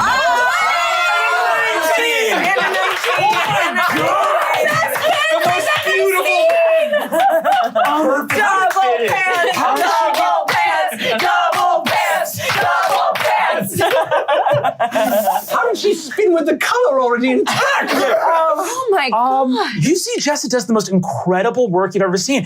Avinash is in this beautiful, it straddles the line of like a coat and a robe. It's like a partially open-faced robe with like a shirt, pantaloons under it. These like spider silk walking slippers. And you see there are floral patterns woven in like autumnal colors. You see that John Feathers has like this beautiful, rich, like corduroy brown spider silk suit, and he's got like little cuffs with like cuff links that are made out of like chitinous spider carapace that like Jessica kind of like peeled some like peeling like spider spikes off. And so he's got a full like suit jacket, tie, shirt, pants, and he doesn't have shoes on his talons, but he does have like spats. So he's got like, tops on the talons. You see John Feathers. Oh my God. He's like, I'm gonna be very real. I look good. And later on in that campaign, another one of her children put themselves in harm's way. A character that had hardly any lines in the entirety of the game, and yet the tension of seeing if they will live or die is absolutely heart-pounding. You turn your head to look at the floor. Open up. Hobbit steps back. You see Jason. Look at him. Stop messing with my mom! No. Web.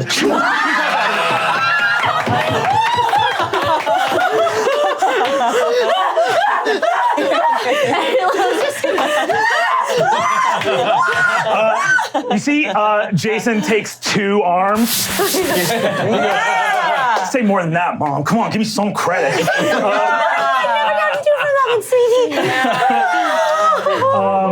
I shot myself. Erika shows in this character how fun it can be to build alongside your collaborators to make something amazing together. They know exactly when to take the spotlight. They know when to share it with everyone else. They clearly got right the number one thing that almost everyone messes up about evil campaigns, which is understanding the difference between fantasy evil and real-world evil. And they show that even in a campaign where everyone was literally built from the get-go to hate each other and to eventually be at each other's throats, that truly the greatest power in D&D, as corny as it sounds, is friendship. I have never been more delighted to be thwarted in my life. Wait, what? We're supposed to battle each other. The final battle was supposed to be PvP. You guys were, yeah. Oh, I'm crazy for imagining that 6 villains would fight for power. It's pretty fucking beautiful. Not only do all of their characters have someone who they've chosen to care about throughout the campaign, they grew to care about each other. And on a fundamental level, the fact that motherhood and the care that Lilith has for her children never ceases to be an important part of her character is not a weakness of her character, but is a strength. And that is how evil is defeated. Not by just extinguishing evil, but by creating good and sharing that with others. Because, as Lilith told us, sharing is caring. And now, we all know this. Karen Tanaka. Karen is in her bedroom. There's posters of My Chemical Romance on the walls. There's, like a multi-monitor setup with all the RGB lights. She is currently typing furiously, responding angrily to some tweet from somebody else in the Steven Universe community. All I'm saying is, if the gems could be dudes, what would they look like? Oh my God, no, it's total erasure of all these incredible female characters. I can't even. Before I even started the script, I knew that Kay was going to be the hardest for me.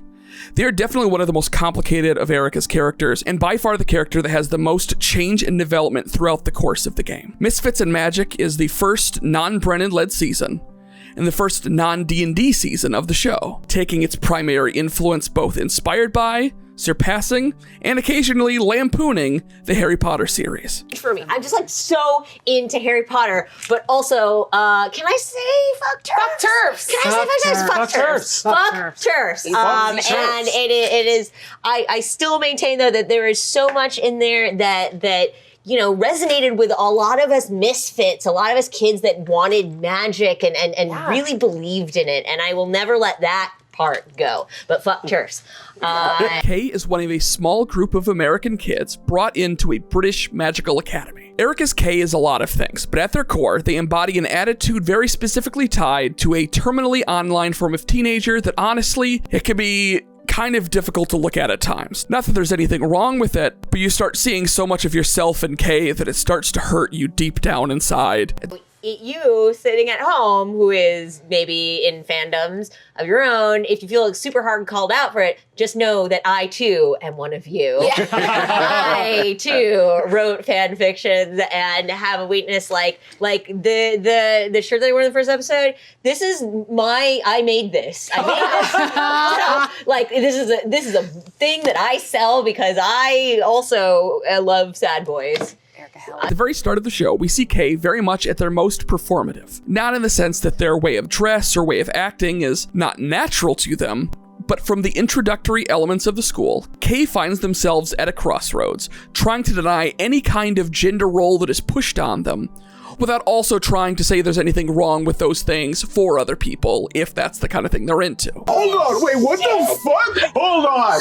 Wait, what? Okay, what is it gonna be like last time when you pulled it out? No!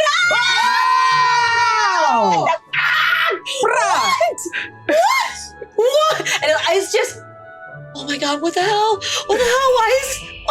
What did I do to deserve this? That's not twisted at all. Like that. That's super not twisted. Yeah. Yeah, that's sort of just delightful. This is not whimsical. Whimsical. One might say. Yeah.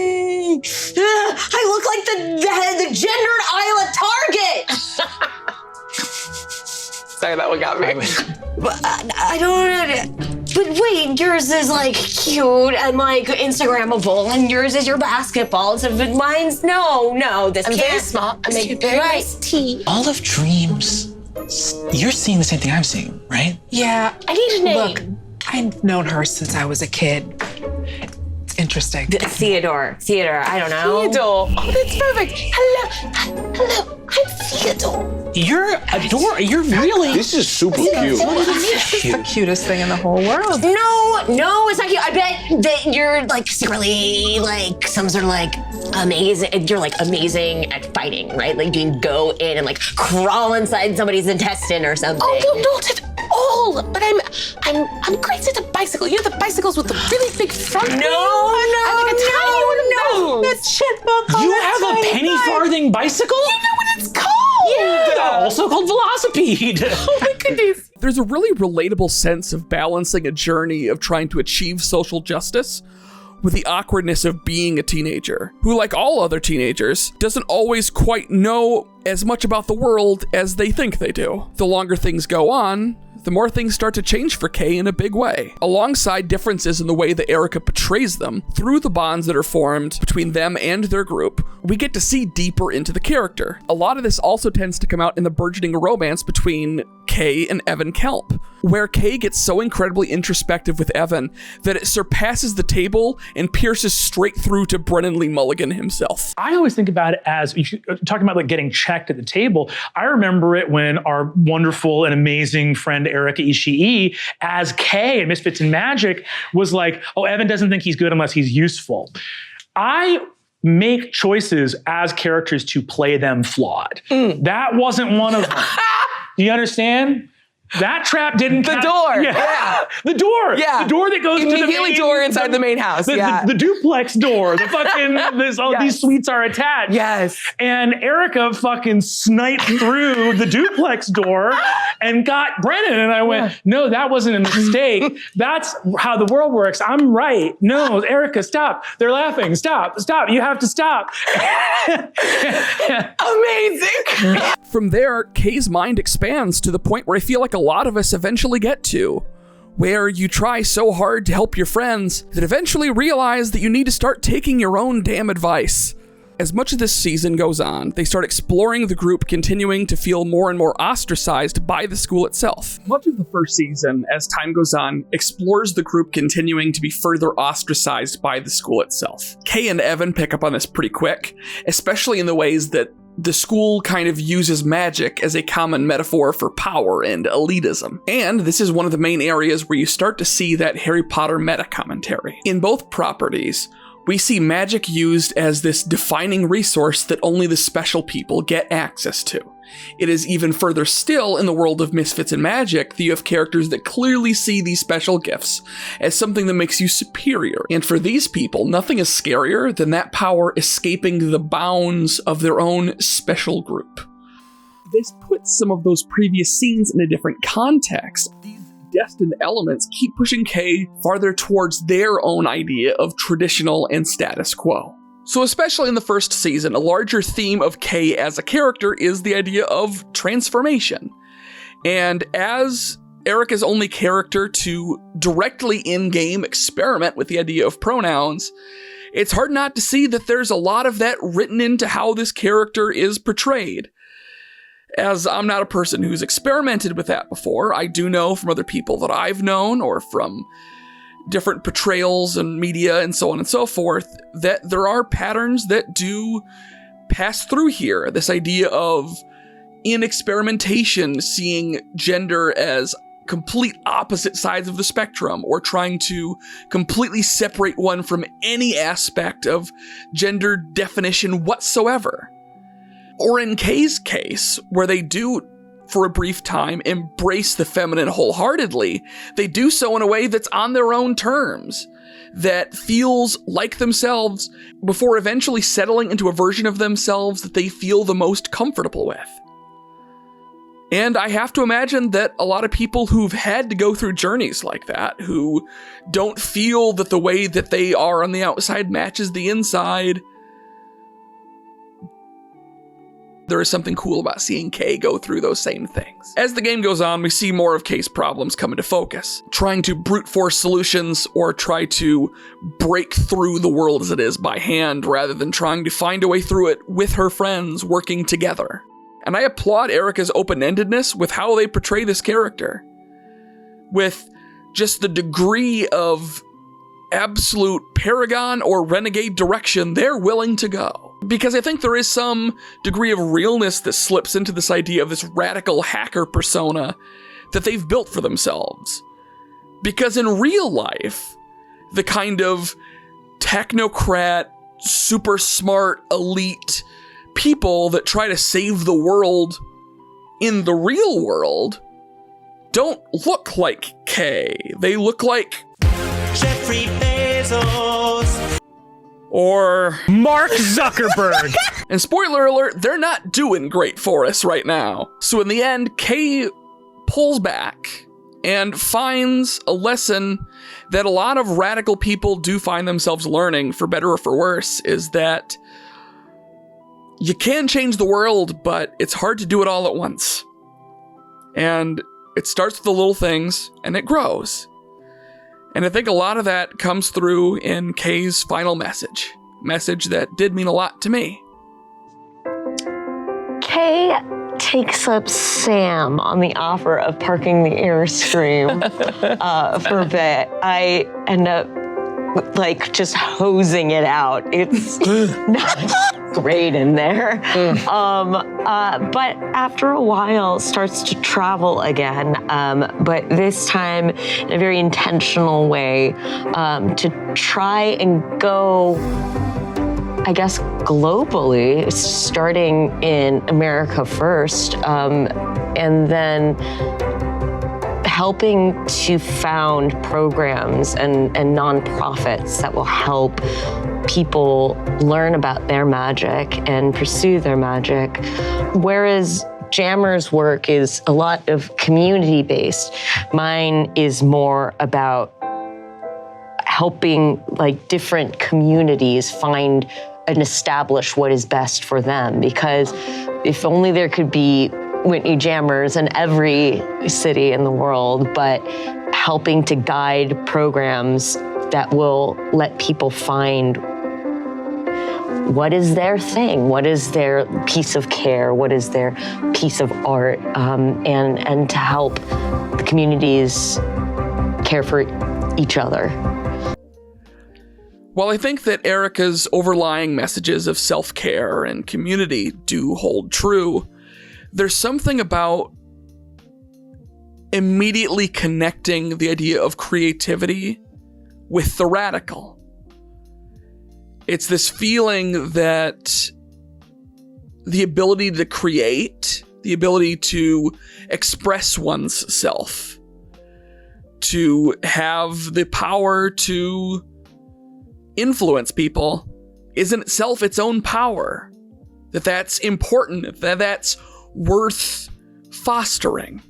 As a person who spends a lot of their time editing together these silly videos, the idea of anything that solidifies the idea that the creative work that I do makes a difference means a lot to me. Because when you look at the grand scheme of things, the world is in a really bad place right now. And we need to fight back against the atrocities of this world. And you need warriors to fight in the front lines. But you need shield barons. You need clerics, and medics, and occasionally, you need a bard. And yeah, I know this metaphor would have worked a lot better if Erika had been playing a bard, or had ever played a bard in Dimension 20. We're not even the right fucking game system, but come on, you get the idea. I'm trying to be poetic here. In Slumber is Danielle Barkstock. Could you please describe your character for us, Erika? Danielle Barkstock is a half-elf, Asian, long and willowy, with long hair that's never been cut. She's wearing sort of like a midsummer style, like a Scandinavian tunic dress. But instead of flowers in her hair and on the dress, it's all like mushrooms and ferns and like those little trendy moss walls that you see in bistros.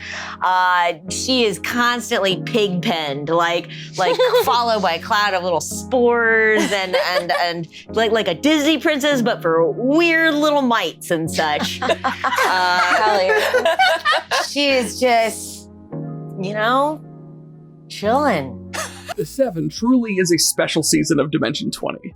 It almost feels like the D&D equivalent of one of those old school treehouse clubs where there's just this big no boys allowed sign on the side. Well, I mean, Brennan's still here to DM, but you get the idea. Taking on a different perspective on the world of Spire, the 7 follows an adventuring party of magical maidens who go on a grand adventure, not only to bring order to the spreading chaos that's interrupting their graduation, but navigating the all too familiar struggle of friends growing up and worrying that friends will eventually drift apart. Erika plays Daniel Barkstock, a young druid who definitely feels a little bit more on the hippie side of your typical druid stereotype, but, with a little sprinkling of anarchism mixed in, as a treat. And while all of her friends care about the way that they are potentially drifting apart, Danielle takes this to the point of emotional self-destruction. In the case of Danielle Barkstock, we see yet another varied perspective of what it means for Erika taking on a role as a protector. Although in many ways, Danielle shows that sometimes the best defense is absolute relentless offense. This pisses Brennan off. Powerful.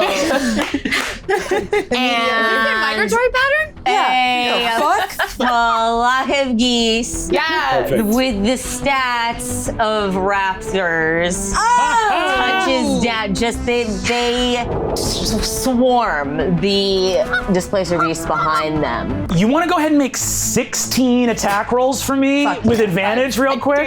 So what's going to happen is this. We're actually going to move on. You're going to roll. Yeah. You take a half hour. You figure out what your geese are doing. Well, yes, it is true that Danielle leans on a lot of the nature-loving, hippie aesthetics.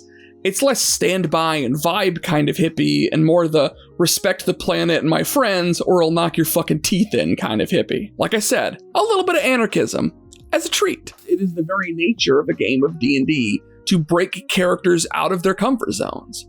But for Danielle, this is even more pronounced. She has no inherent desire for violence, but oftentimes adventurers like these leave you with little other choice. Of course, as we have hinted several times when either dealing with Kay or Danielle or Erika themselves, there's a much more nuanced definition of violence that we're talking about here and where that is justified. But that's a video for another day with a much bigger scope. For Danielle, one of the hardest things for her to learn is the importance of self-love and self-preservation. She becomes so obsessed with taking care of others and making sure everyone else is happy, she stops advocating for her own happiness or sense of self. And this also puts back into spotlight one of the biggest angles of Erika's characters that adds a lot of dimension: age. While Lilith's age is kind of nebulous, in the case of Danielle, Kay, and a character we're going to talk about in a little bit here, age makes a huge difference in their overall perspective.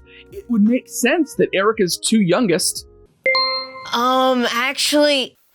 Erika's two adolescent characters would hold their most radical politics. In the case of both Danielle and Kay, self-preservation is a common point where both of them fall short. In both cases, their abilities are remarkable, but they fall prey to what is sometimes referred to as the firefighter's dilemma. As tempting as it can be to embrace a hero complex and rush into a burning building to save every last person, when you're reckless and when you fail, when you don't take care of yourself or value yourself, not only do you not save the person you want to save from the fire, but then you become yet another person that someone else now has to risk their life to pull out of the fire to safety. And even then, that's not even the main reason you should care about yourself and your own well-being. If you can't love yourself... Yeah, we already used that clip.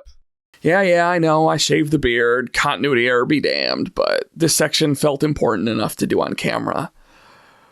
I really meant it when I said that I didn't expect as much of this video to be personal to me as it was, but something about Danielle Barkstock's journey always stuck with me. because I feel that pain in a lot of ways. Because I think we've all been there, or at least a lot of us have.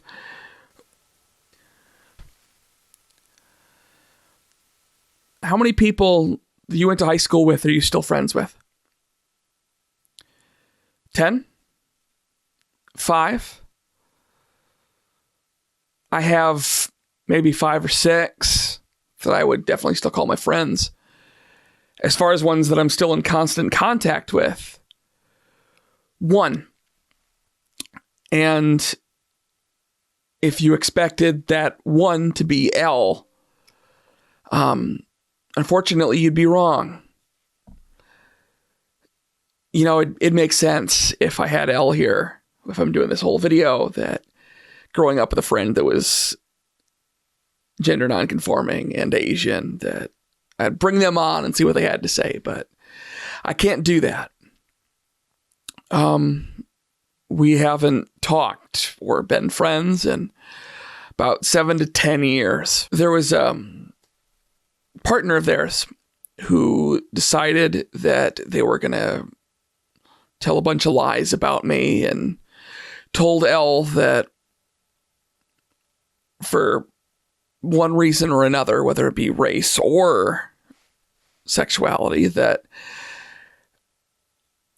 I had a problem I wasn't willing to admit, and that I would never be able to truly accept them as they were. And I'm not going to lie, it hurts being called a bigot, even if you know it's not true. It hurts worse when your friend believes them. And I think about that a lot of the time, about fighting for your friends. And if I fought hard enough, that my allyship wasn't strong enough, that if I would have been more outspoken about how okay I was with who they were, that it wasn't just something I just kind of sat on, if I was more open, if I was more proud, if I was more upfront that I was okay with who they were, that I was happy with who they were. My perspective on allyship and friendship and what it means to be good changed a lot based on losing that friendship. That it's not enough to not be bad, but you have to be good. And it's not enough to just have friends. You have to fight for them. This is a season about fighting for your friends. And some days I know there's nothing more I could have done. Other days I wish I could have fought harder. Danielle Barkstock is an amazing character, not because she's an amazing fighter, but because she's an amazing friend. And I think we all can hope to have people in our lives who will fight for us the way that Danielle fights for her friends. Raptor geese and all. Smoking and coming down the stairs. Oh, hey there, May. How's it going? What does she see? She bumps into a young woman, stunning, classical, gorgeous good looks, regal with long black locks piled atop of her head, wearing a gown that is the height of 1850s fashion, and wrapped in furs. And she looks at her a bit disdainfully. What's cooking, May? Oh, well, I was just gonna watch the performance downstairs. Oh, yeah, we got a real firecracker down there. We gotta get you on the stage sometime, I feel like. Really? Me? No, stop it. Do go on. Go on, though. I did play in New York, in the Times Square. Oh, sorry. I got distracted there a second. I mean, come on, look. I know the stereotype of Dimension 20 fans that we're all just ultra thirsty and we're just always just so obsessed with how hot all of the D&D characters are. But I mean, come on. She's playing a Victorian, old school Hollywood, Betty Boop gothic vampire. I mean, at that point, to me, you're basically just selling blood to a... Well, you get the idea. Coffin Run is a Dimension 20 season like no other, and Erika Ishii's character is absolute delight. What I find so fascinating about May Wong as a character is that there is this feeling of a two sides of the same coin in Erika's portrayal, doing some very deliberate, in some cases intentionally subversive stuff with preconceived notions of a character like this. And on the other hand, Erika shows in theme with this season that sometimes you just have to go fun first and show that not every single character, especially characters dealing with issues of representation, they don't necessarily have to be so serious all the time. So potentially breaking down some degree of intent, let's start with Erika's voice for May Wong, as this is one of the few times where it can be said that Erika truly is, quote unquote, putting on a voice for a Dimension 20 character. It's interesting too because so much about acting and everything is you feel it and you just kind of find it, but then also technique-wise, you have to think about what's sustainable for you, both in terms of vocal health and sustainability. Like, can I keep that voice up the entire time? Unfortunately for everybody at the table, for May, yes, I can. I can do a Lena Lamont like all day long. Don't you remember I told you there's a microphone right there in the bush? Yeah. You have to talk into it. Well, I was talking, wasn't I, Miss Dinsmore? Yes, my dear, but please remember round tones. Pierre, you shouldn't have come. Pierre, you shouldn't have come. Yes, my dear. Yeah. So what you and Lou are like the fucking monarchs of a huge vocal choice. May Wong, and then fucking Pinocchio, Lou being like, this is 20 episodes. So while Erika is clear about her inspirations for this voice, it also could be easily construed as a quote unquote bimbo voice. Now, one thing I do think that is interesting about that is that it feels like in general there's been this bimbo reclamation across media where a lot more people are approaching roles of characters that are really trying to break those stereotypes. That just because a character, in particular female characters in a lot of these cases, have very particular voices does not necessarily mean that that is their behavior. A character talking in a high-pitched voice or acting bubbly does not mean that they are stupid, and a character talking in a lower voice and acting sultry does not necessarily mean that the character is sexual. As much as I love Jessica Rabbit, there is a reason why one particular line in that movie has led to an entire generation of ace people claiming Jessica Rabbit as an ace icon for the ages. I'm not bad. I'm just drawn that way. May Wong takes a lot of inspiration from the Hollywood starlet aesthetics of early Hollywood, and in particular, as her name would suggest, takes a significant amount of inspiration from Hollywood starlet Anna May Wong. And as talented as the real-life Anna May Wong is, Erika's portrayal in this role does show off the idea that, unfortunately, when representation is so incredibly sparse, specifically for starlets of that era of Asian descent, that merely getting a chance to be another one is kind of an important and valuable character decision. On the other side of that coin, Coffin Run is just a fun fucking romp, man. Erika and the rest of this cast sell themselves hard into this ridiculous premise and just dive headfirst into the chaos and campy gothic galore. And then you blink and the season's over. And as much fun as it is, it's not a long season and it's not a deep season per se, but it's a lot of fun. Now, Coffin Run, either intentionally or unintentionally, puts May Wong and Erika Ishii in a bit of a rock and a hard place situation that a lot of marginalized actors have dealt with over the years. This idea of the unintentional, overly serious or overly sacred nature of representation at times, where because marginalized people are given less opportunities to experiment and to just be wacky and out there and try things, there feels like there can sometimes be an undercurrent obligation to portray things in a certain way that is more serious. And I think a good way to put this together and to explain this is by looking at two different films, real quickly, from a different perspective, not from Asian cinema, but from indigenous cinema. Let's talk about Blood Quantum and Wild Indian.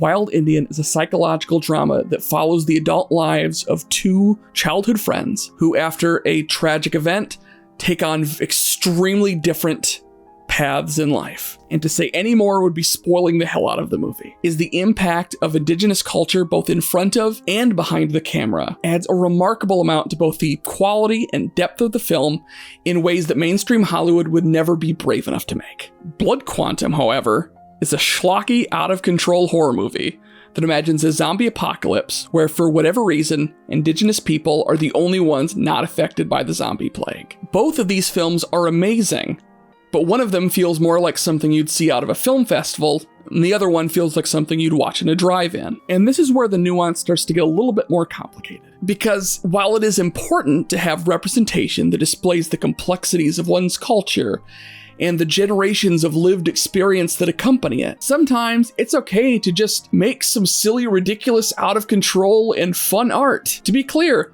I love the hell out of Wild Indian, but it would be incredibly unfair or dangerous even to culturally only allow indigenous peoples to make films like Wild Indian. So yeah, in a way that kind of helps put it into perspective. While something like Misfits and Magic may be considered more of a Wild Indian, at least on the whole, Coffin Run definitely is a Blood Quantum. And if I may say so, a damn good one at that. And regardless of what direction that they are asked to go in, one thing is for sure, Erika is going to give one hell of a performance. Ava, where are you and Tula right now? We're in her burrow and it's mammalian grooming time. Being actively licked. Interesting. You normally don't get a chance to do it because you're always so busy with those two lovely children of yours. I love my grandchildren. Ava, go ahead and describe yourself. I am snowy white. I have a hunched form that's bent almost double, and I usually use a large bone to get around and assist myself. It's got a little knob at the end that's very good for paw sizes. I have one beady black eye, and the other one is milky white with a triple scar running through it all the way back up to my ear. I'm lanky and with ropey, wiry muscles, and I have a resting, frowny face. And with that, we reach our final character of Erika's, where things finally have made their way around that full circle. From where we started with Lilith serving mother, Ava is serving grandmother, an admittedly tougher task, but I think Erika's up for the challenge. So as you could probably predict I was going to say, Burrow's End is quite a different kind of season. While we are still playing Dungeons & Dragons, everyone in this campaign is playing stoats, a carnivorous mammal of the mustelid family, being as it is a cousin of weasels, skunks, and badgers. While the exact inspirations vary from player to player, the main campaign seems to take its main inspiration from beloved anthro-adventuring stories of the past, like Watership Down, Once Upon a Forest, and The Secret of Nim. Also, fun fact, apparently Ava is the Latin word for grandmother. Erika, say it with me now, portrays a character with a very protective role, but portrayed in a unique way. At the beginning of this campaign, this protection comes less in the form of brute force or shielding, but more in the form of, let's call it well-meaning meddling. Walmer? Yes. Oh, well, that's kind. I told him that you're very busy raising 2 children on your own, and you know, God knows what it's like doing that. So, you know, he was just seeing how you were doing. He's very, very well respected in the borough, you know. Well, venerable elders so often and rightly are. Yes. Yeah. Yes. And someone of Walmer's impressive age absolutely deserves all of that respect. Well, I know that he's always, you know, quite liked you, and, you know, your father, Kenji, rest his soul, he was often quite fond of Walmer. I'm so fond of him. He's like a grandfather to me. He's like a... so lonely Great and grandfather. underwater And with that's terrible that he's lonely. I should go care for him in his advanced age. These are his last days and they should be golden. Well, I'm just putting that out there And because you've put it out there, and there it is. You're doing a job on your own. You're certainly doing your best. You're doing your best. I need you to give Our idea of this campaign being comprised entirely of a multidimensional family is a stroke of genius. Whether it be from storytelling or from culture across the world, the archetype of the overbearing and protective elder is nothing new. Where the dimensionality comes in for Ava as a character is less what she is, but why she is that way. What seems on the surface is a very simple character, Ava quickly shows that much of what makes her character tick evolves not only from a sense of experience, but a great deal of it from past trauma. Ava lost her husband to a human truck and carries with her not only the guilt and loss of her husband, but of her previous litters that had not made it this far. Now, as overbearing and stuck in her ways as Ava can be, and as much as she loves her family, the only thing that she cares more about than the love of her family is their survival. There does linger the question of how this old grainy stoat is going to fight, and the answer is actually quite similar to how she roleplays Ava. Significantly scarier than you would think at first glance. And I straighten myself up to my full height. And I pull up my walking stick, which is a raccoon baculum, and I wield it with both hands. And I fly into a rage. Yes. And as I fly into a rage, fanning out from me are the spirits of all of our dead foremothers, generations of powerful stoats that fan out in spectral forms and surround this creature here. The idea of using Ancestral Guardian as an embodiment of generational knowledge and wisdom, calling upon those loved ones lost from a long life, is hauntingly beautiful not only in concept, but in execution. I don't know if this is just me, but the first thing I thought of when she used this power was the scene of the ancestral spirits from Mulan, but like, imagine if then they all got over their comedy bits and then went to war. We can all be acupuncturists. No, your great-granddaughter had to be a cross-dresser. That one didn't age quite so well. This comes to a head in episode 7, where after watching her daughter Tula jump in harm's way to do everything that she can to keep both her children and her mother out of harm's way, often putting themselves in danger, they are met with a similar irony as Ava sacrifices herself to save her daughter. I go and I grab her. Then what kind of check would you like me to make to hang on? I think you can hang on, but I think you've got to make a call here. You can get her to safety because you see that this square is turning and there's a bit of railing, but you're not both gonna run back. So you can either try for a very difficult check for both of you to leap off, very difficult check, or a slightly easier check to get your daughter to safety. Oh, I'm gonna wang her up there. Yeah. You can't just say wang. Now you can. You can. I think I just did. Yeah, fair. Oh, but when I say wang. While Ava is a very silly and ridiculous character at times, you can see past a lot of the jokes and the hilarity, and you see a character who, at their very core of being, refuses on every possible level to bury one more damn child. I think there's power in that. I think there's something very special about a character who has something so great to fight for.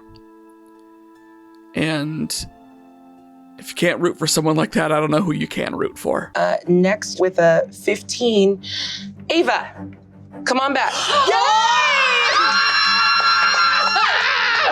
Ava, you crawl back out. Please be level 20. All of you see. Yes. All of you see Her eyes glow with the same blue.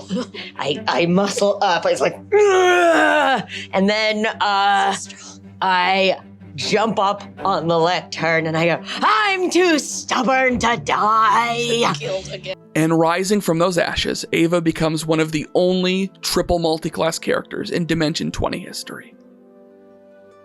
Grave Domain Cleric has always been one of my absolute favorites, and it fits this character so damn well, allowing her to fight in the front lines and still defend everyone that needs defending. And in the end, like she does with many of her other characters, she uses this newfound power to share her experiences and build community and family together. I think, for all my love of control, I've learned to ease up a bit, especially with my family. But I think I take some of those lessons that I've learned to work with some of the ladies in population support. And we've split it into a bunch of different groups. And it's more about conflict resolution or, counseling services or like if somebody's like in truck and their truck has parts that are broken down and stuff, we have a team that will go out to help with truck. So yes, I think that keeps me quite busy, but I think I've managed to still spend a lot of my time with my family to learn new things. And Ava, that whatever brought you back, that keeps you here, is under your control. And the day that you decide that it's time to rest, you can.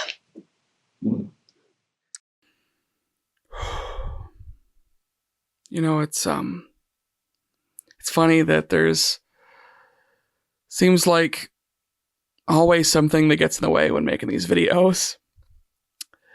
Something that happens that I can't prepare for, some mistake I can't change, or something like that. And this one's a little bit different. You see, originally, this was a segment I had all scripted out, talking about how there's a relatability to this idea of Ava as this unstoppable and just ever-spirited character, even in their old age, who is just too angry to die and fights on for their family to the bitter end, and how that relates to my family. As I look to my grandparents and my parents, as I sometimes picture my future looking at the ways that, I can see my grandparents slowing down, and then imagining that my parents are going to completely ignore the irony when eventually they're getting old and I have to be the one to step up and take care of them. And how no matter how old you get, you never stop being a parent, and how you always just keep on caring and you keep wanting to defend and protect your family in every way that you can. And then, in the middle of editing this video, my grandmother died. And I was heartbroken. She was one of the kindest, most loving people you would ever meet in your life. And I do see a lot of Ava in my grandmother. Maybe not jumping around and whacking people with a random bone she found on the ground, but you would be hard-pressed to find a woman that cared more or wouldn't keep fighting to do as much as she could for her kids, for her grandkids, and for her great-grandkids until the bitter end. I mean, just look at her. Could you'd look up, cute little old lady in the dictionary, and she's who you'd see.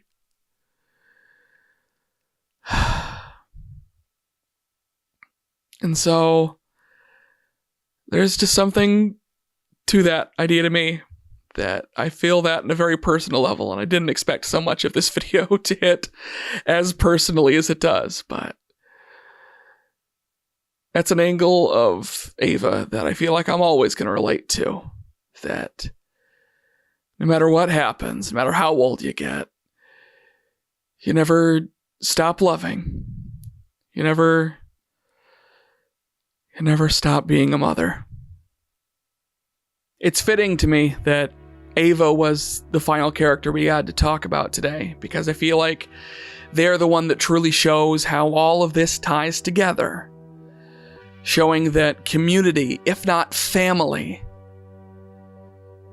inspires and heals and helps all of us grow together. So much of these videos, I talk about the idea of the effect. Either the effect that these people have on me, or the world, or their audiences, or whatever it may be. And in that same way, I echo that idea that I hope that these videos have an effect on other people. Jacob, I feel, taught and showed that his effect. Jacob, I feel like, showed that his effect was that through loving oneself, that you can truly find happiness and understand how talented and amazing you truly are, and how to share that with the world. The dark histories that sometimes can lie as obstacles in your way to create, but passing through all of that, you are left with the power to inspire far beyond your possible imaginations. And with Erika Ishii, we saw that when all is said and done, when you were able to grab on to whatever you can, whether that be a platform, a microphone, a D&D show, a YouTube channel,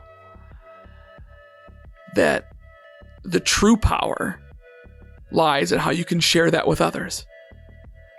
How throughout history, these groups of people that we've looked at, Asian or LGBT or combinations of the two,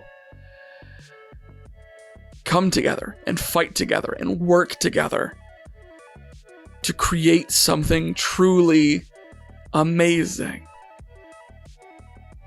I know this goes without saying because this is a video about them, but I couldn't make this video without them. I couldn't have made this YouTube channel without all of the amazing people that inspired the world of Dropout. All three of the people we've talked about in these Dropout Effect videos are people who've tried to make a difference, tried to leave the world better when they exit a room than it was when they entered. In many ways, I feel like that's how this all does come together. The Jujubee Effect taught us that you can make a difference. The Lou Wilson Effect taught us that you should try to make a difference, and showed the impacts that that difference can make. And the Erika Ishii Effect, I hope, teaches us how we make that difference. And we make that difference together. We make it as a community. We make it as a family. That is the Erika Ishii Effect.